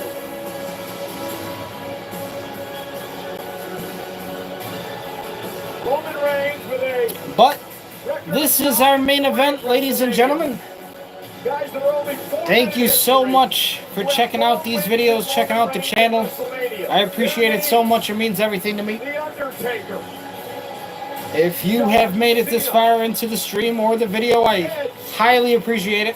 And the game, Triple H. This is our main event for night one. WrestleMania 41 Saturday.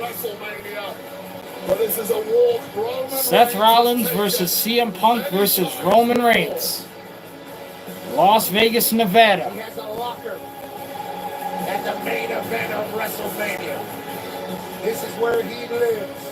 Others just join him in different cities. And of course, the Samoan dynasty, the Hawaii family dynasty, that is now headed by the original tribal chief. That man, a lot of questioning coming into this week, Pat, about who would carry the Ulafala to the ring. Paul Heyman would normally do that. Tonight, Roman Reigns comes to the ring with the Ulafala on his neck himself.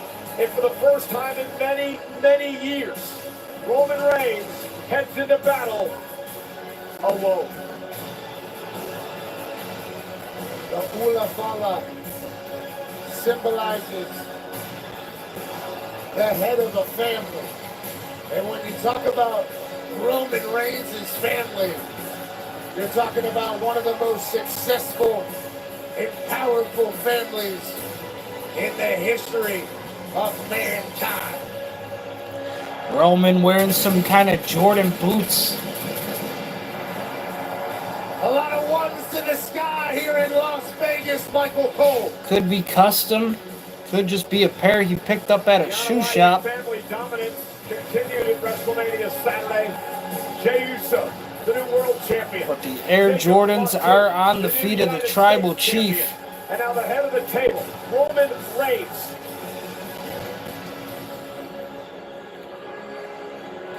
Seth Rollins just turns his back on one of his best friends at one point in time.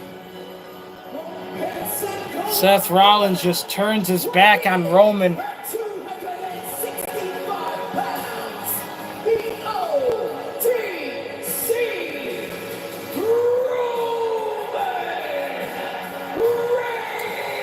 I mean, yeah, I guess after years and years of wanting the dream to happen, CM Punk finally did get his main event, which is nice. Should it have been this kind of main event, though? I don't know. Last year I was saying we should have had like CM Punk versus Stone Cold. I don't know, guys. I really wanted CM Punk versus Stone Cold. If CM Punk was ever going to be in any kind of WrestleMania main event, that shit would have to be against Stone Cold or for the championship. Something. Like, I was not thinking triple threat against Seth Rollins and Roman Reigns, but that's where we're at right now.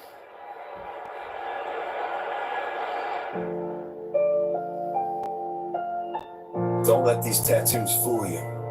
I'm a man of great discipline.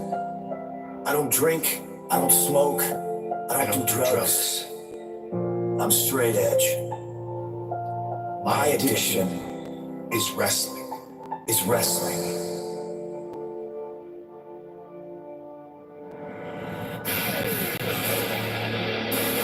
My name is CM Punk. I always liked CM Punk from day one. You know, I was watching him in fucking Ring of Honor. I remember seeing him doing matches too. I don't know what promotion it was for. I can't remember off the top of my head right now.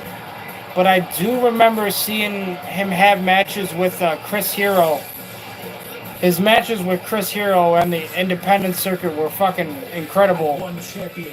But I've always been a fan of CM Punk since day one. Even when he was in ECW and he was just, you know, working his way from nothing on that brand all the way to becoming, you know, leader of the new Nexus, to the complete shift of character that he has today, which we know is the cult of personality, if you will.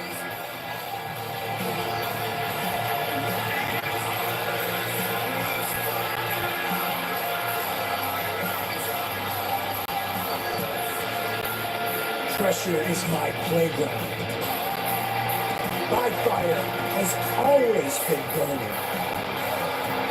My addiction is wrestling.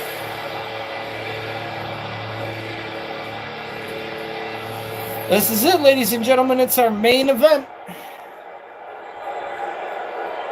Triple threat match, absolutely nothing on the line. As I said, I pretty much expect or I can guarantee that some shit is going to happen with Paul Heyman either deciding to take sides with Roman or take sides with CM Punk, or maybe he doesn't take sides with Roman. Maybe he doesn't take sides with CM Punk. Maybe he says, fuck the sides, I'm taking Seth Rollins' side. I don't know.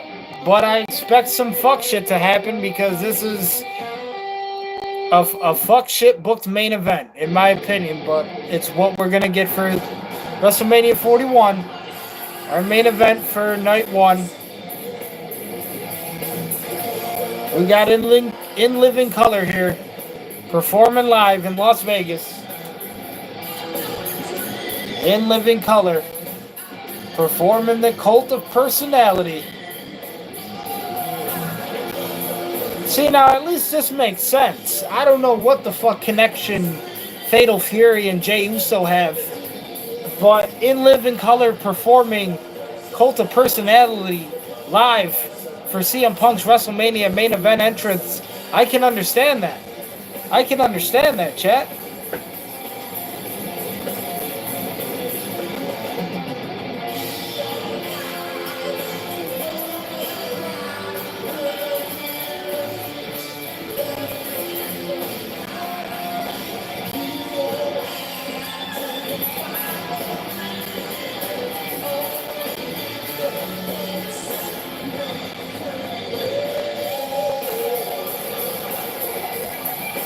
And Paul Heyman is also walking to the ring with CM Punk.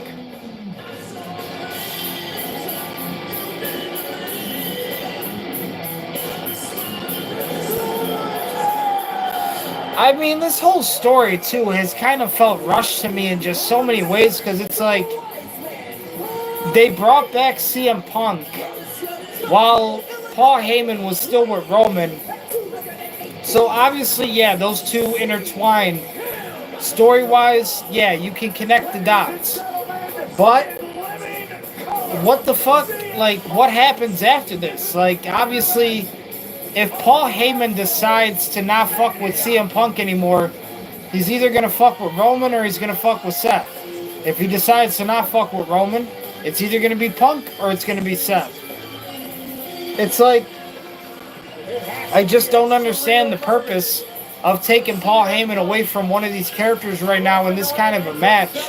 But yeah, it's not really my favorite storytelling, but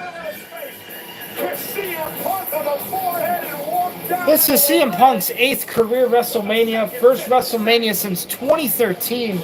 That honestly can't be right, is it? Yeah, it could be. It probably is, yeah. It sounds like it's correct, yeah. 2013, I think that was WrestleMania 29. So that is probably right. He had a match against The Undertaker, yeah. That I do know. He definitely had a match against The Undertaker at WrestleMania 29. 2013, though.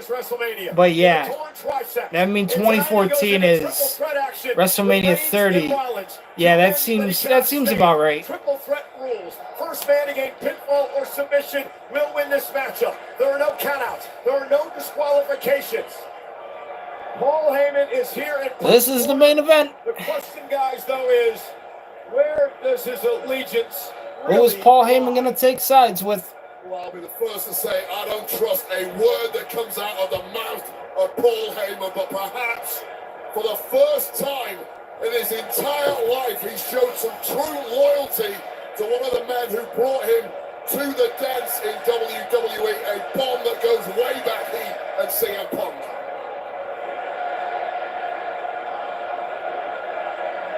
Some Roman Reigns chants from the fans in Las Vegas. Doesn't really seem like they give a fuck about Seth Rollins in this match, I'm just going to be honest.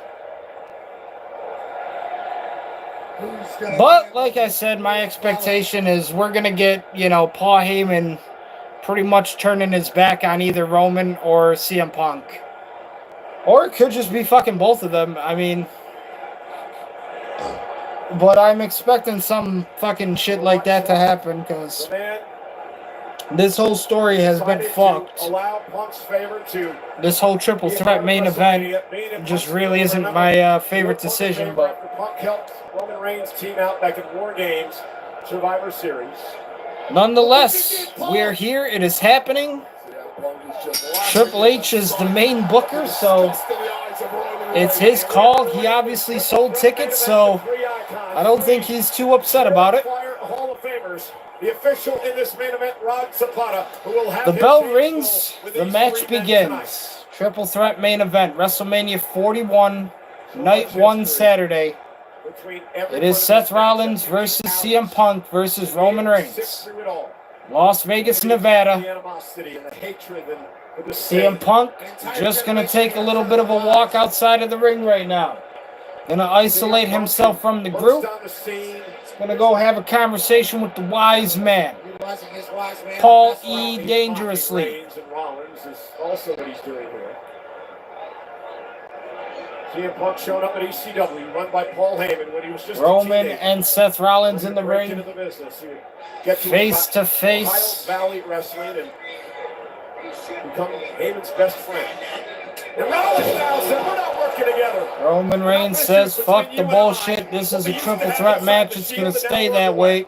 Seth is trying to strike a deal there. It's way too late for that. 10 years of animosity. Seth Rollins tried to reinitiate the Shield there. Remember, in many ways, Seth Rollins.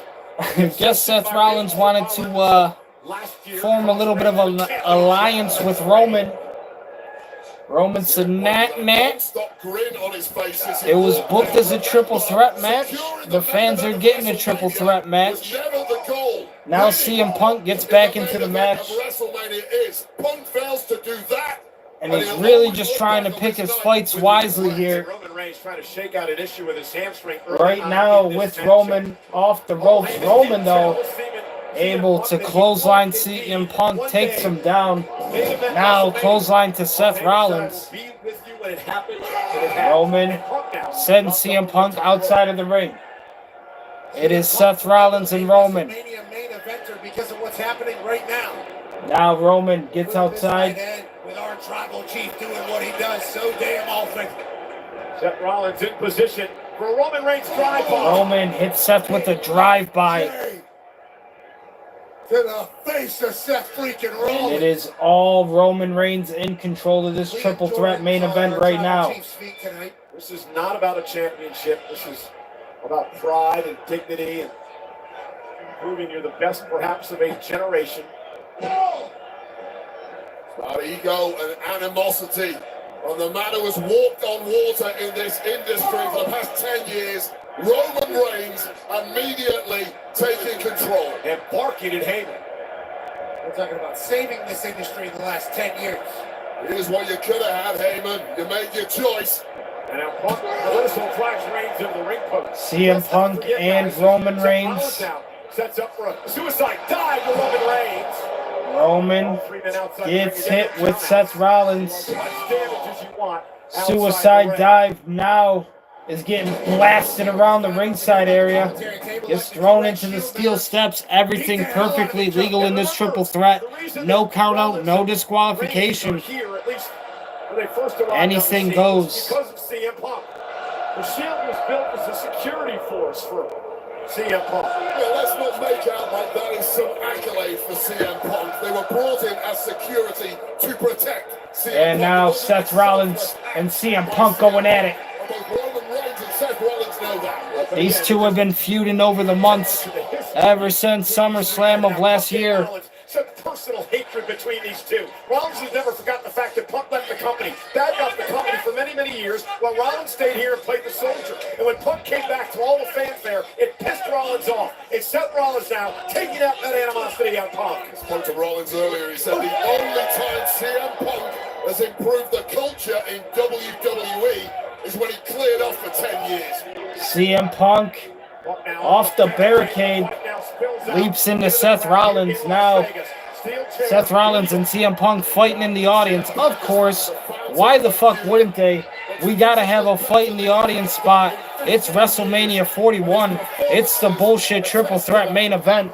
Why not have a fucking fight in the audience spot? As always, WWE, right?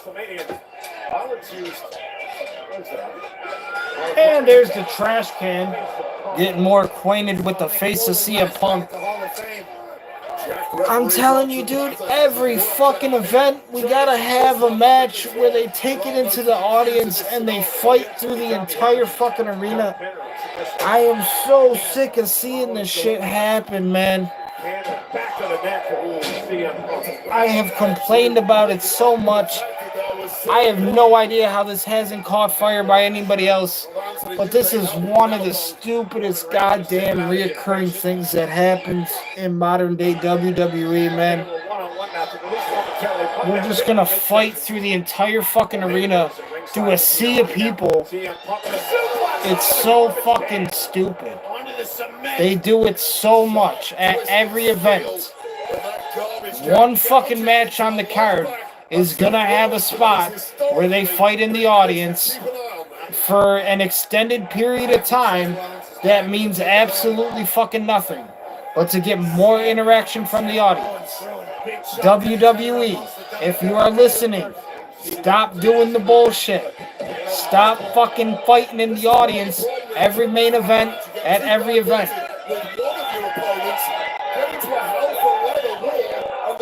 We have seen it played out so much at this point.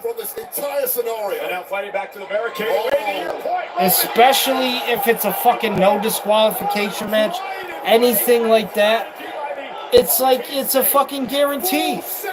Anytime it's a no disqualification match, anything false count anywhere, fucking they're gonna go out into the sea of people, fight through the entire goddamn arena, start at this end, work your way to this end, and then we're going to jump the barricade and we're going to get back in the ring again. And guess what we're going to do? We're going to have a wrestling match the way we should.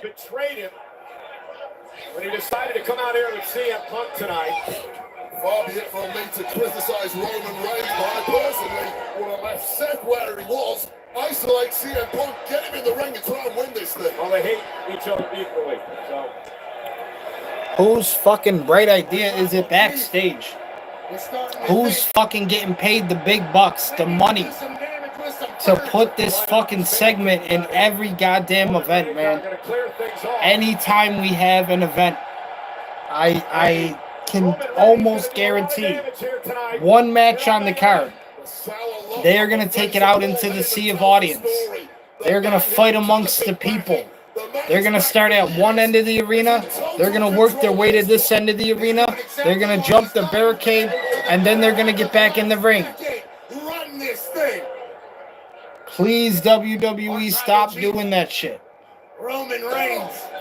It is pointless. CM Punk out of the way. I get you are trying to give the fans more interaction. And again, continuing the assault on Rollins. Paul Heyman may have been on the wrong horse in this But at one the tonight. same time, Roman Reigns is dominating when I see it happen in damn near every single match, it has lost its effect. I'm sorry. Its effect is no more. It is ineffective at that point. Never give up. Continues to say he's the best. And yeah, I'm sure if you paid fucking I mean those seats that where they're fighting on the floor and shit, those seats got to be going for at least 1,000, at least 1,000. So yeah, I get, you know, you spend that amount of money, you want to get your money's worth. You want to get your money's worth. You feel like, hey, I was like 2 feet away from Roman Reigns. Or I was fucking 2 feet away from CM Punk and Seth Rollins fighting each other. They were like right there. You know what I mean? Well, he's also, you know what I'm saying? Well, he's being driven by anger as well. You want to get your money's worth. You spend $1,000 on a floor ticket, WrestleMania, Las Vegas at the Raiders Field, Raiders Stadium. Paul Heyman's career, Heyman running the gravy train. That don't even include dinner. That don't even include gas, parking, hotel expenses, all the wife's expenses, all the family's expenses. You're looking at about a $6,000 weekend there, buddy. Yeah, about a $6,000 weekend there, mate. But it's all sound, though. Rollins not going to allow it to happen. All three men back in the ring, obviously. It's CM Punk taking it to Seth Rollins, heel kick. Seth Rollins, and now it's CM Good offensive maneuver there from Punk. Build momentum in the matchup. Now CM Punk on the attack. As Roman in one corner, Seth in the other. CM Punk in control in the main event of WrestleMania. Got to be those lightning reflexes for CM Punk. That's what's got to CM Punk with the vintage knee strikes. Again to the other side. Punk now has gained control. Punk is spoiled for choice. You got two dead bodies in there. Wait a minute. Punk now. Oh, and a DDT and an inverted DDT. DDT and inverted DDT from CM Punk. Vintage Punk in the middle of the ring. Let's take another look. Cutter DDT from CM Punk on Roman Reigns and Seth freaking Rollins. And then he takes it in for a moment. Yeah, and that's the mistake, Pat. Taking it in. Yeah, I get it. It's the main event of WrestleMania. You've worked so hard to get here. A moment you thought you'd never have. Go for the damn pin. Now CM Punk climbing to the top rope. Both Roman and Seth are down. Heyman is Punk now from the top rope. And now CM Punk on the top rope.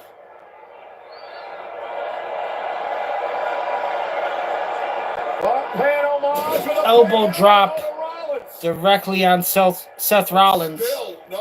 The chest of Seth Rollins. To me, this is emotion getting the best of CM. Well, Heyman's supposed to be an advisor and a coach. Maybe he should tell Punk to go for the cover and end this thing. Maybe now CM Punk focusing the attack on Roman Reigns. Punk now hell bent on beating the hell out of Looks like he also wants to hit Roman with that Macho Man elbow drop. You have to be ice cold and The Macho Man. to win a match like this, and I fear Punk has let emotion take over. And Rollins down top rope. Uh-oh, look at where Reigns is. Roman Reigns could be in trouble here. Roman dragging himself back to his feet. Rollins trying to fight out of this. Punk's down. Seth Rollins positioned on the shoulders of Roman Reigns. CM Punk Doomsday device with the Doomsday device. A little bit of an assist there from Roman. But the Superman punch from Roman cannot get a 3 count on CM Punk. Teamwork between Paul Heyman's guys, and then a Superman punch almost ends it. Seth Rollins rolls outside of the ring. Instincts of Roman Reigns. First of all, we see this Doomsday device.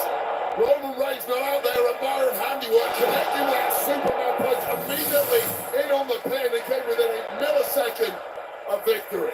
It is electric in Las Vegas tonight. Sold out 61,000. Roman Reigns now. Watching three of the greatest. The match in his control. Reigns, Punk, Rollins, triple threat action.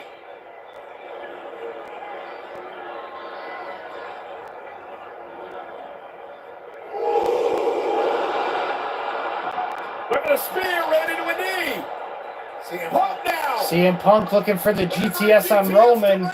Roman elbow to the jaw. Gets out of it. Perfect timing there for Punk, but it just stunned this rival chief.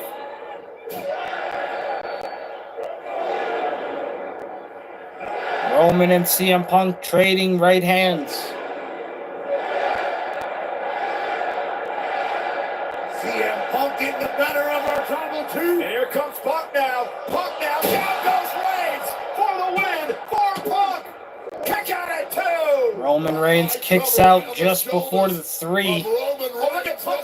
And now CM Punk looking for an Anaconda Vice on Roman. Doesn't look like it's locked in. No, it is. Squeezing the life out of the Roman is trying to break it. CM Punk still has it locked. Now Roman knows there's no disqualification. Rollins, though, off the top rope. Frog splash breaks the submission. Pinfall. Roman kicks out. Double frog splash from Seth freaking Rollins. Again, ladies and gentlemen, no disqualification in this triple threat main event. to steal it was the architect, Seth Rollins was trying to steal the match. I think he thought it was over if he didn't do that. Seth Rollins, known for a few highway robberies at WrestleMania in his career. WWE fans serenading Rollins. Wait, I was just going to Now ask you, Seth Rollins. What do you do? Clear one man out as quickly as you can. Figure out who the Taking his shots at each CM Punk and Roman. on the remaining man. And again, the personal animosity forces Rollins to go back to Punk and try to beat the hell out of CM Punk. Lifts Punk up. Seth Rollins power bomb to the corner, buckle bomb. A devastating maneuver has taken out several superstars for long periods of time. And Punk hasn't moved since. If I make any mistakes in commentary, ladies and gentlemen, my bad. I'm running on 17, 18 hours of no sleep. 17, 18 hours being wide awake. Coming off an entire overnight shift at work. It's Seth freaking Rollins the one that's walking out of here as the champion of a generation. Seth Rollins, though. So much talk about what Punk and what Roman Reigns have accomplished. In control right now. You cannot rest on this man, Seth Rollins. An unbelievably great Roman Reigns and CM Punk are down. It is Seth Rollins with the pickings. Now goes after CM Punk. Looking for the pedigree. CM Punk counters it into a GTS. And there's a spear from Roman on CM Punk. Now Seth Rollins goes after Roman. Looking for a pedigree. And Roman reverses. Seth Rollins lands on his feet. And he hits a pedigree on Roman, who was attempting to go for a spear. The curb stomp on Roman.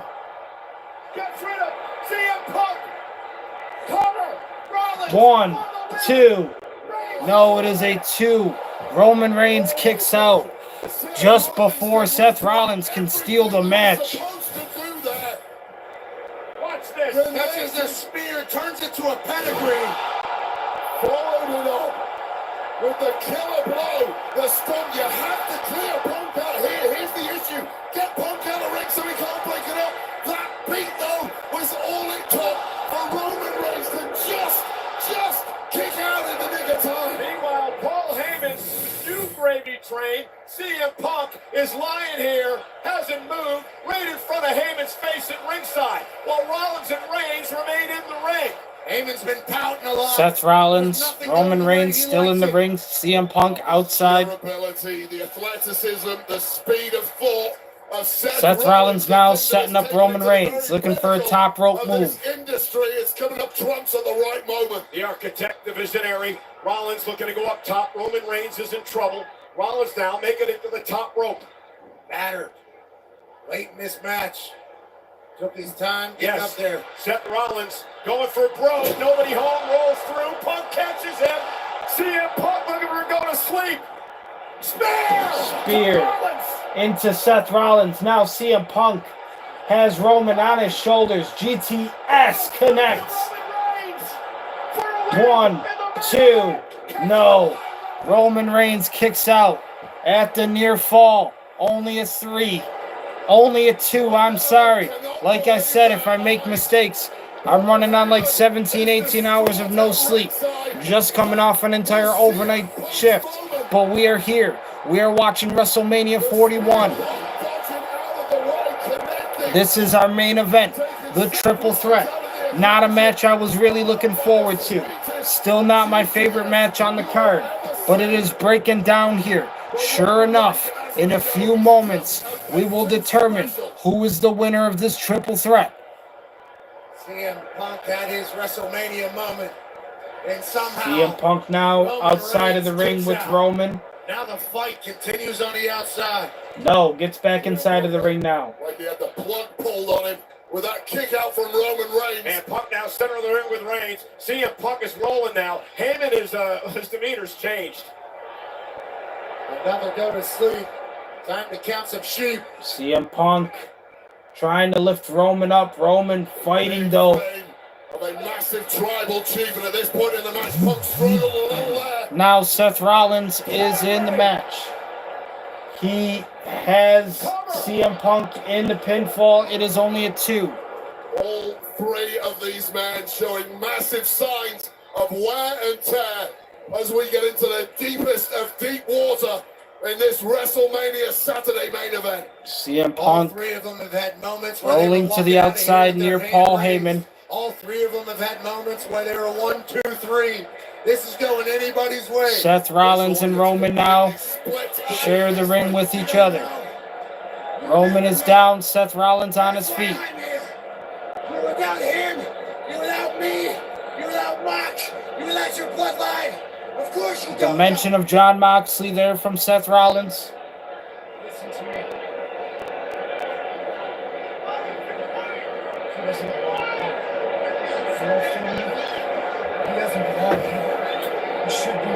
Roman has a signature on the bottom of his Jordans. Whose signature is that? Is that... Because that doesn't look like Michael Jordan's signature. Like Roman literally has an autograph on the bottom of his shoes. Who is that? Good is to take out the cancer of CM Punk. And Rollins now takes the fight. Seth Rollins here at ringside. And now Seth Rollins just laying the smackdown right now on CM Punk. They got new commentary tables now too. I knew they looked a little bit different. I can understand doing it for WrestleMania.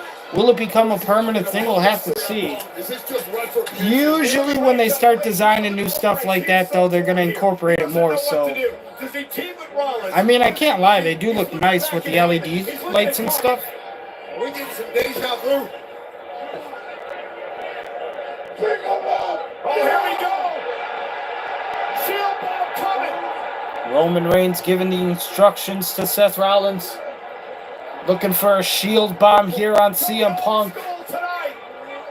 Only 2/3 of the shield, but it'll still have an effect. He said, get out of here. Reigns said, I'm going to do it myself, damn it. Roman Reigns, powerbomb on CM Punk. I mean, I can understand, like, I guess that one breaks a little bit more, you know, it has a little bit of a different, I want to say just reaction, you know, when you see a wrestler go through it. And there's the other one. There goes the Spanish announce table. Roman Reigns destroyed everything in his path. All the commentary tables have been destroyed. Roman Reigns and Seth Rollins in the ring. Spear on Seth Rollins. 1, 2. No. Seth Rollins kicks out. The match will continue. How cold.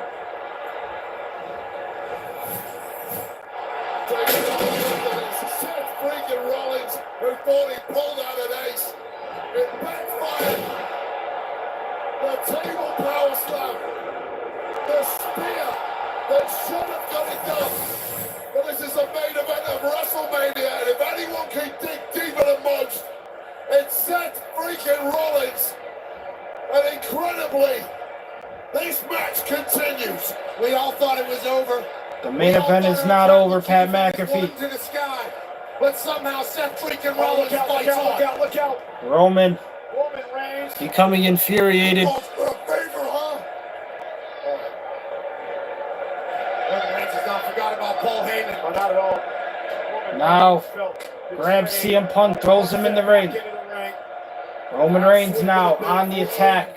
Roman Reigns put CM Punk to the sword in front of his turncoat former wise man. By the way, Heyman, this is all your fault. This is all your fault, Paul. Roman Reigns now. We're going to choke out Punk. As Roman does have the guillotine choke applied here on CM Punk. The guillotine submission from Roman. Second sissy say fades. Trying to put away CM Punk right now. Locks it in deeper.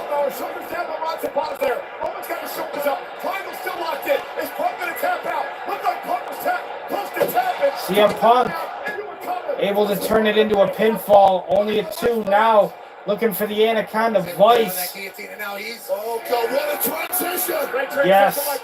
Does lock it in. Another Anaconda Vice on Roman. The second Anaconda Vice on Roman in this match. CM Punk trying to get Reigns to tap. Seth Rollins, though, rolling back inside the ring. Critical moment in this match, and Seth Rollins back involved. Well, Seth didn't get in there. This one was over. Seth Rollins. Rollins trying to turn things around into a sharpshooter here. And it is a sharpshooter. I think they just bleeped out some kind of like fuck you or middle finger moment. That definitely is what that looked like. Seth Rollins, though, with the sharpshooter on CM Punk.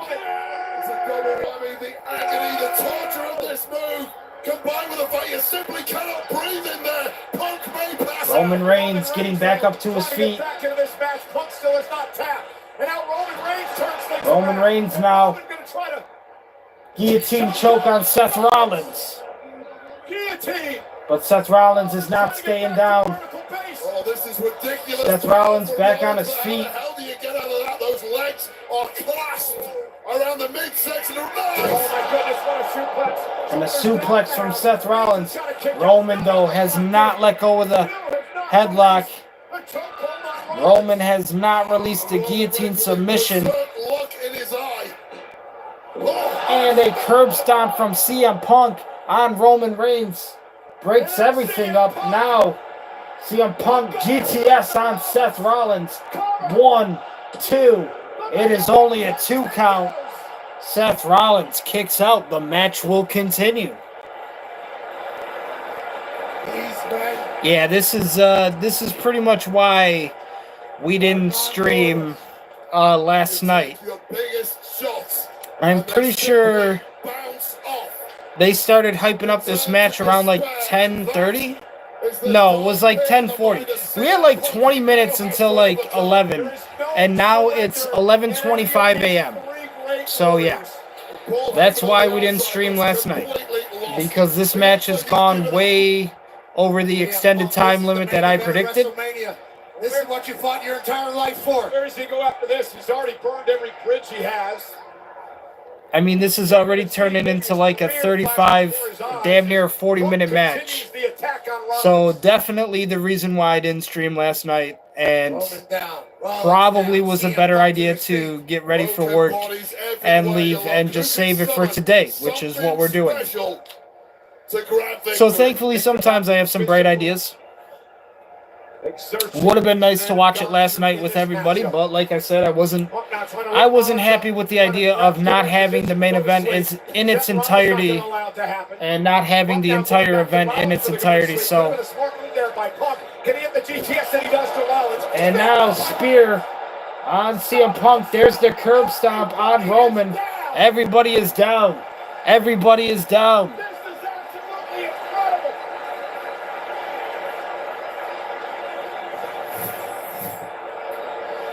CM Punk hits Seth Rollins with the GTS. CM Punk gets hit with a spear from Roman. Roman gets hit with the curb stomp from Seth Rollins. A domino effect in this triple threat match occurring. Paul Heyman now grabbing a steel chair. With a steel chair in hand, there were no disqualifications in a triple threat match. What are you doing, Paul? What the hell are you doing? The cogs are whirring in the brain of the wise man. Yeah, you better pray. Where's that chair going, Paul? You better make the right choice. Everybody's still down in the ring. Paul Heyman, steel chair in hand. Go on, Paul.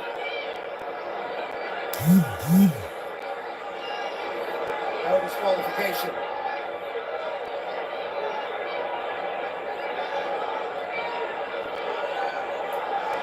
Will Paul Heyman choose CM Punk? Or will Paul Heyman choose Roman?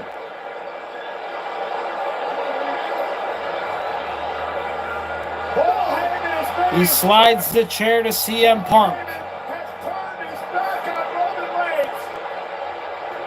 To help his friend CM Punk, who now has a steel chair in hand. Historic loyalty from Paul Heyman. Hold on now. Paul Heyman in the ring. Everything seems a little bit fishy right now. This is strange. Why is Paul Heyman in the ring with CM Punk? And he fucking low blows him.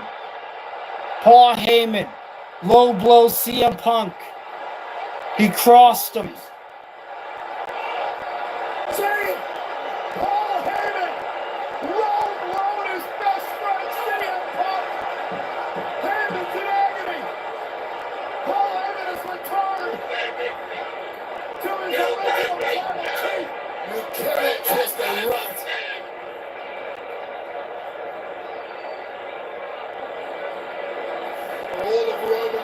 And now Paul Heyman handing over the steel chair to the tribal chief Roman Reigns.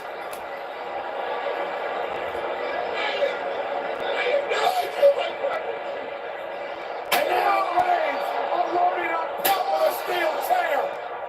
Paul Heyman has returned to the original tribal chief. It had to be a ruse all along. Tribal chief. Tribal chief. Tribal chief.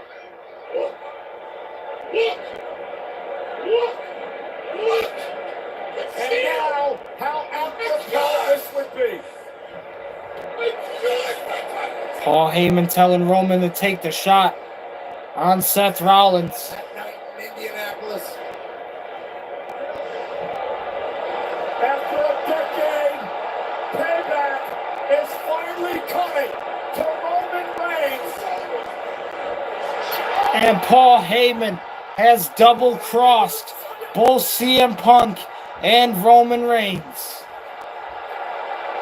A low blow on CM Punk, and now a low blow on Roman Reigns. I felt like something was up, and I fucking knew it. I could tell from the moment they announced this match, it was going to be some fuck shit in the main event. And it is absolutely that, ladies and gentlemen. Paul Heyman is neither a CM Punk guy nor a Roman Reigns guy. He is, in fact, a Seth freaking Rollins guy.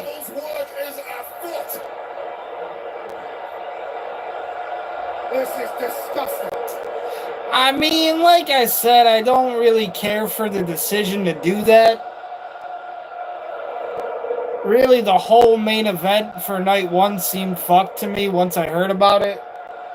At first, I just wanted it to be a rumor because this is exactly what I thought would happen. And like I said, I mean, really, where do you go from here? Because there's really no point in putting Roman back with Paul Heyman, and there's no point in putting CM Punk back with Paul Heyman, which is really one of the more entertaining things that they had going for CM Punk right now. But of course, they fucking threw that away. There's your 3 count on Roman. Seth Rollins wins the match, thanks to the double cross from Paul Heyman. So like I said, from a writer's perspective, from a booker's perspective, I really knew some shit like that was going to happen tonight. But again, my point on that is really, where do you go from here? Because Seth Rollins and Paul Heyman really, it really doesn't seem that interesting to me. I don't really ever remember people saying that Seth Rollins needed Paul Heyman as a manager or anything. Like, I don't really ever remember hearing about that conversation or anybody mentioning that. But yeah, I knew when they decided to go with this main event that something fucked was going to happen. And You know, how many years ago was it? I just don't like how, like I said, really, you kind of took away the most entertaining thing happening with CM Punk right now. And everything between Roman and Paul Heyman is pretty much over at this point. Roman most likely going to go off and do his own thing. Obviously, you know, he's got the Usos still, and that's good. But, yeah, the Paul Heyman stuff is pretty much done at this point. They could turn it into a story where it's like Seth versus Roman or something, and they still got Paul involved, but like I said, I really don't see any point in putting Paul with Roman again or with CM Punk. It just doesn't make sense after a cross like that at WrestleMania. And it just felt way too fucking rushed, in my opinion. I mean, that's something that you do maybe maybe next year's WrestleMania or maybe 2 WrestleManias from now, if I was booking this shit, I would have had all 3 of these guys doing something completely different. Not in this main event. I was not a fan of the main event as soon as I heard about its announcement. And I kind of predicted that some shit like that would happen. Which it did. Well, like I said, I really don't have much interest in Seth Rollins and Paul Heyman either. So the entire concept behind that to me is strange as well. I never really felt like Seth Rollins needed a manager like Paul Heyman. If anything, maybe you bring Becky Lynch back and she can manage him. I don't know. I'm not the one to make those decisions, but fuck it. Fuck it, chat. That's our night 1 for WrestleMania 41. We will be back a few hours from now. I'm most likely going to go eat some Easter dinner. Then I got to get some much-needed rest. I'm going on like 17, 18 hours of absolutely no sleep. Just got done working an entire overnight shift. Came home, set up the streamed for what looks to be almost 4 hours now. About 4 hours, so running on about 17, 18 hours of no sleep here. So we're going to get some much-needed rest, and we're going to be back later today at around 6:30 because WrestleMania 41 Night 2 for Sunday is going to be starting at 7 p.m. Eastern Time.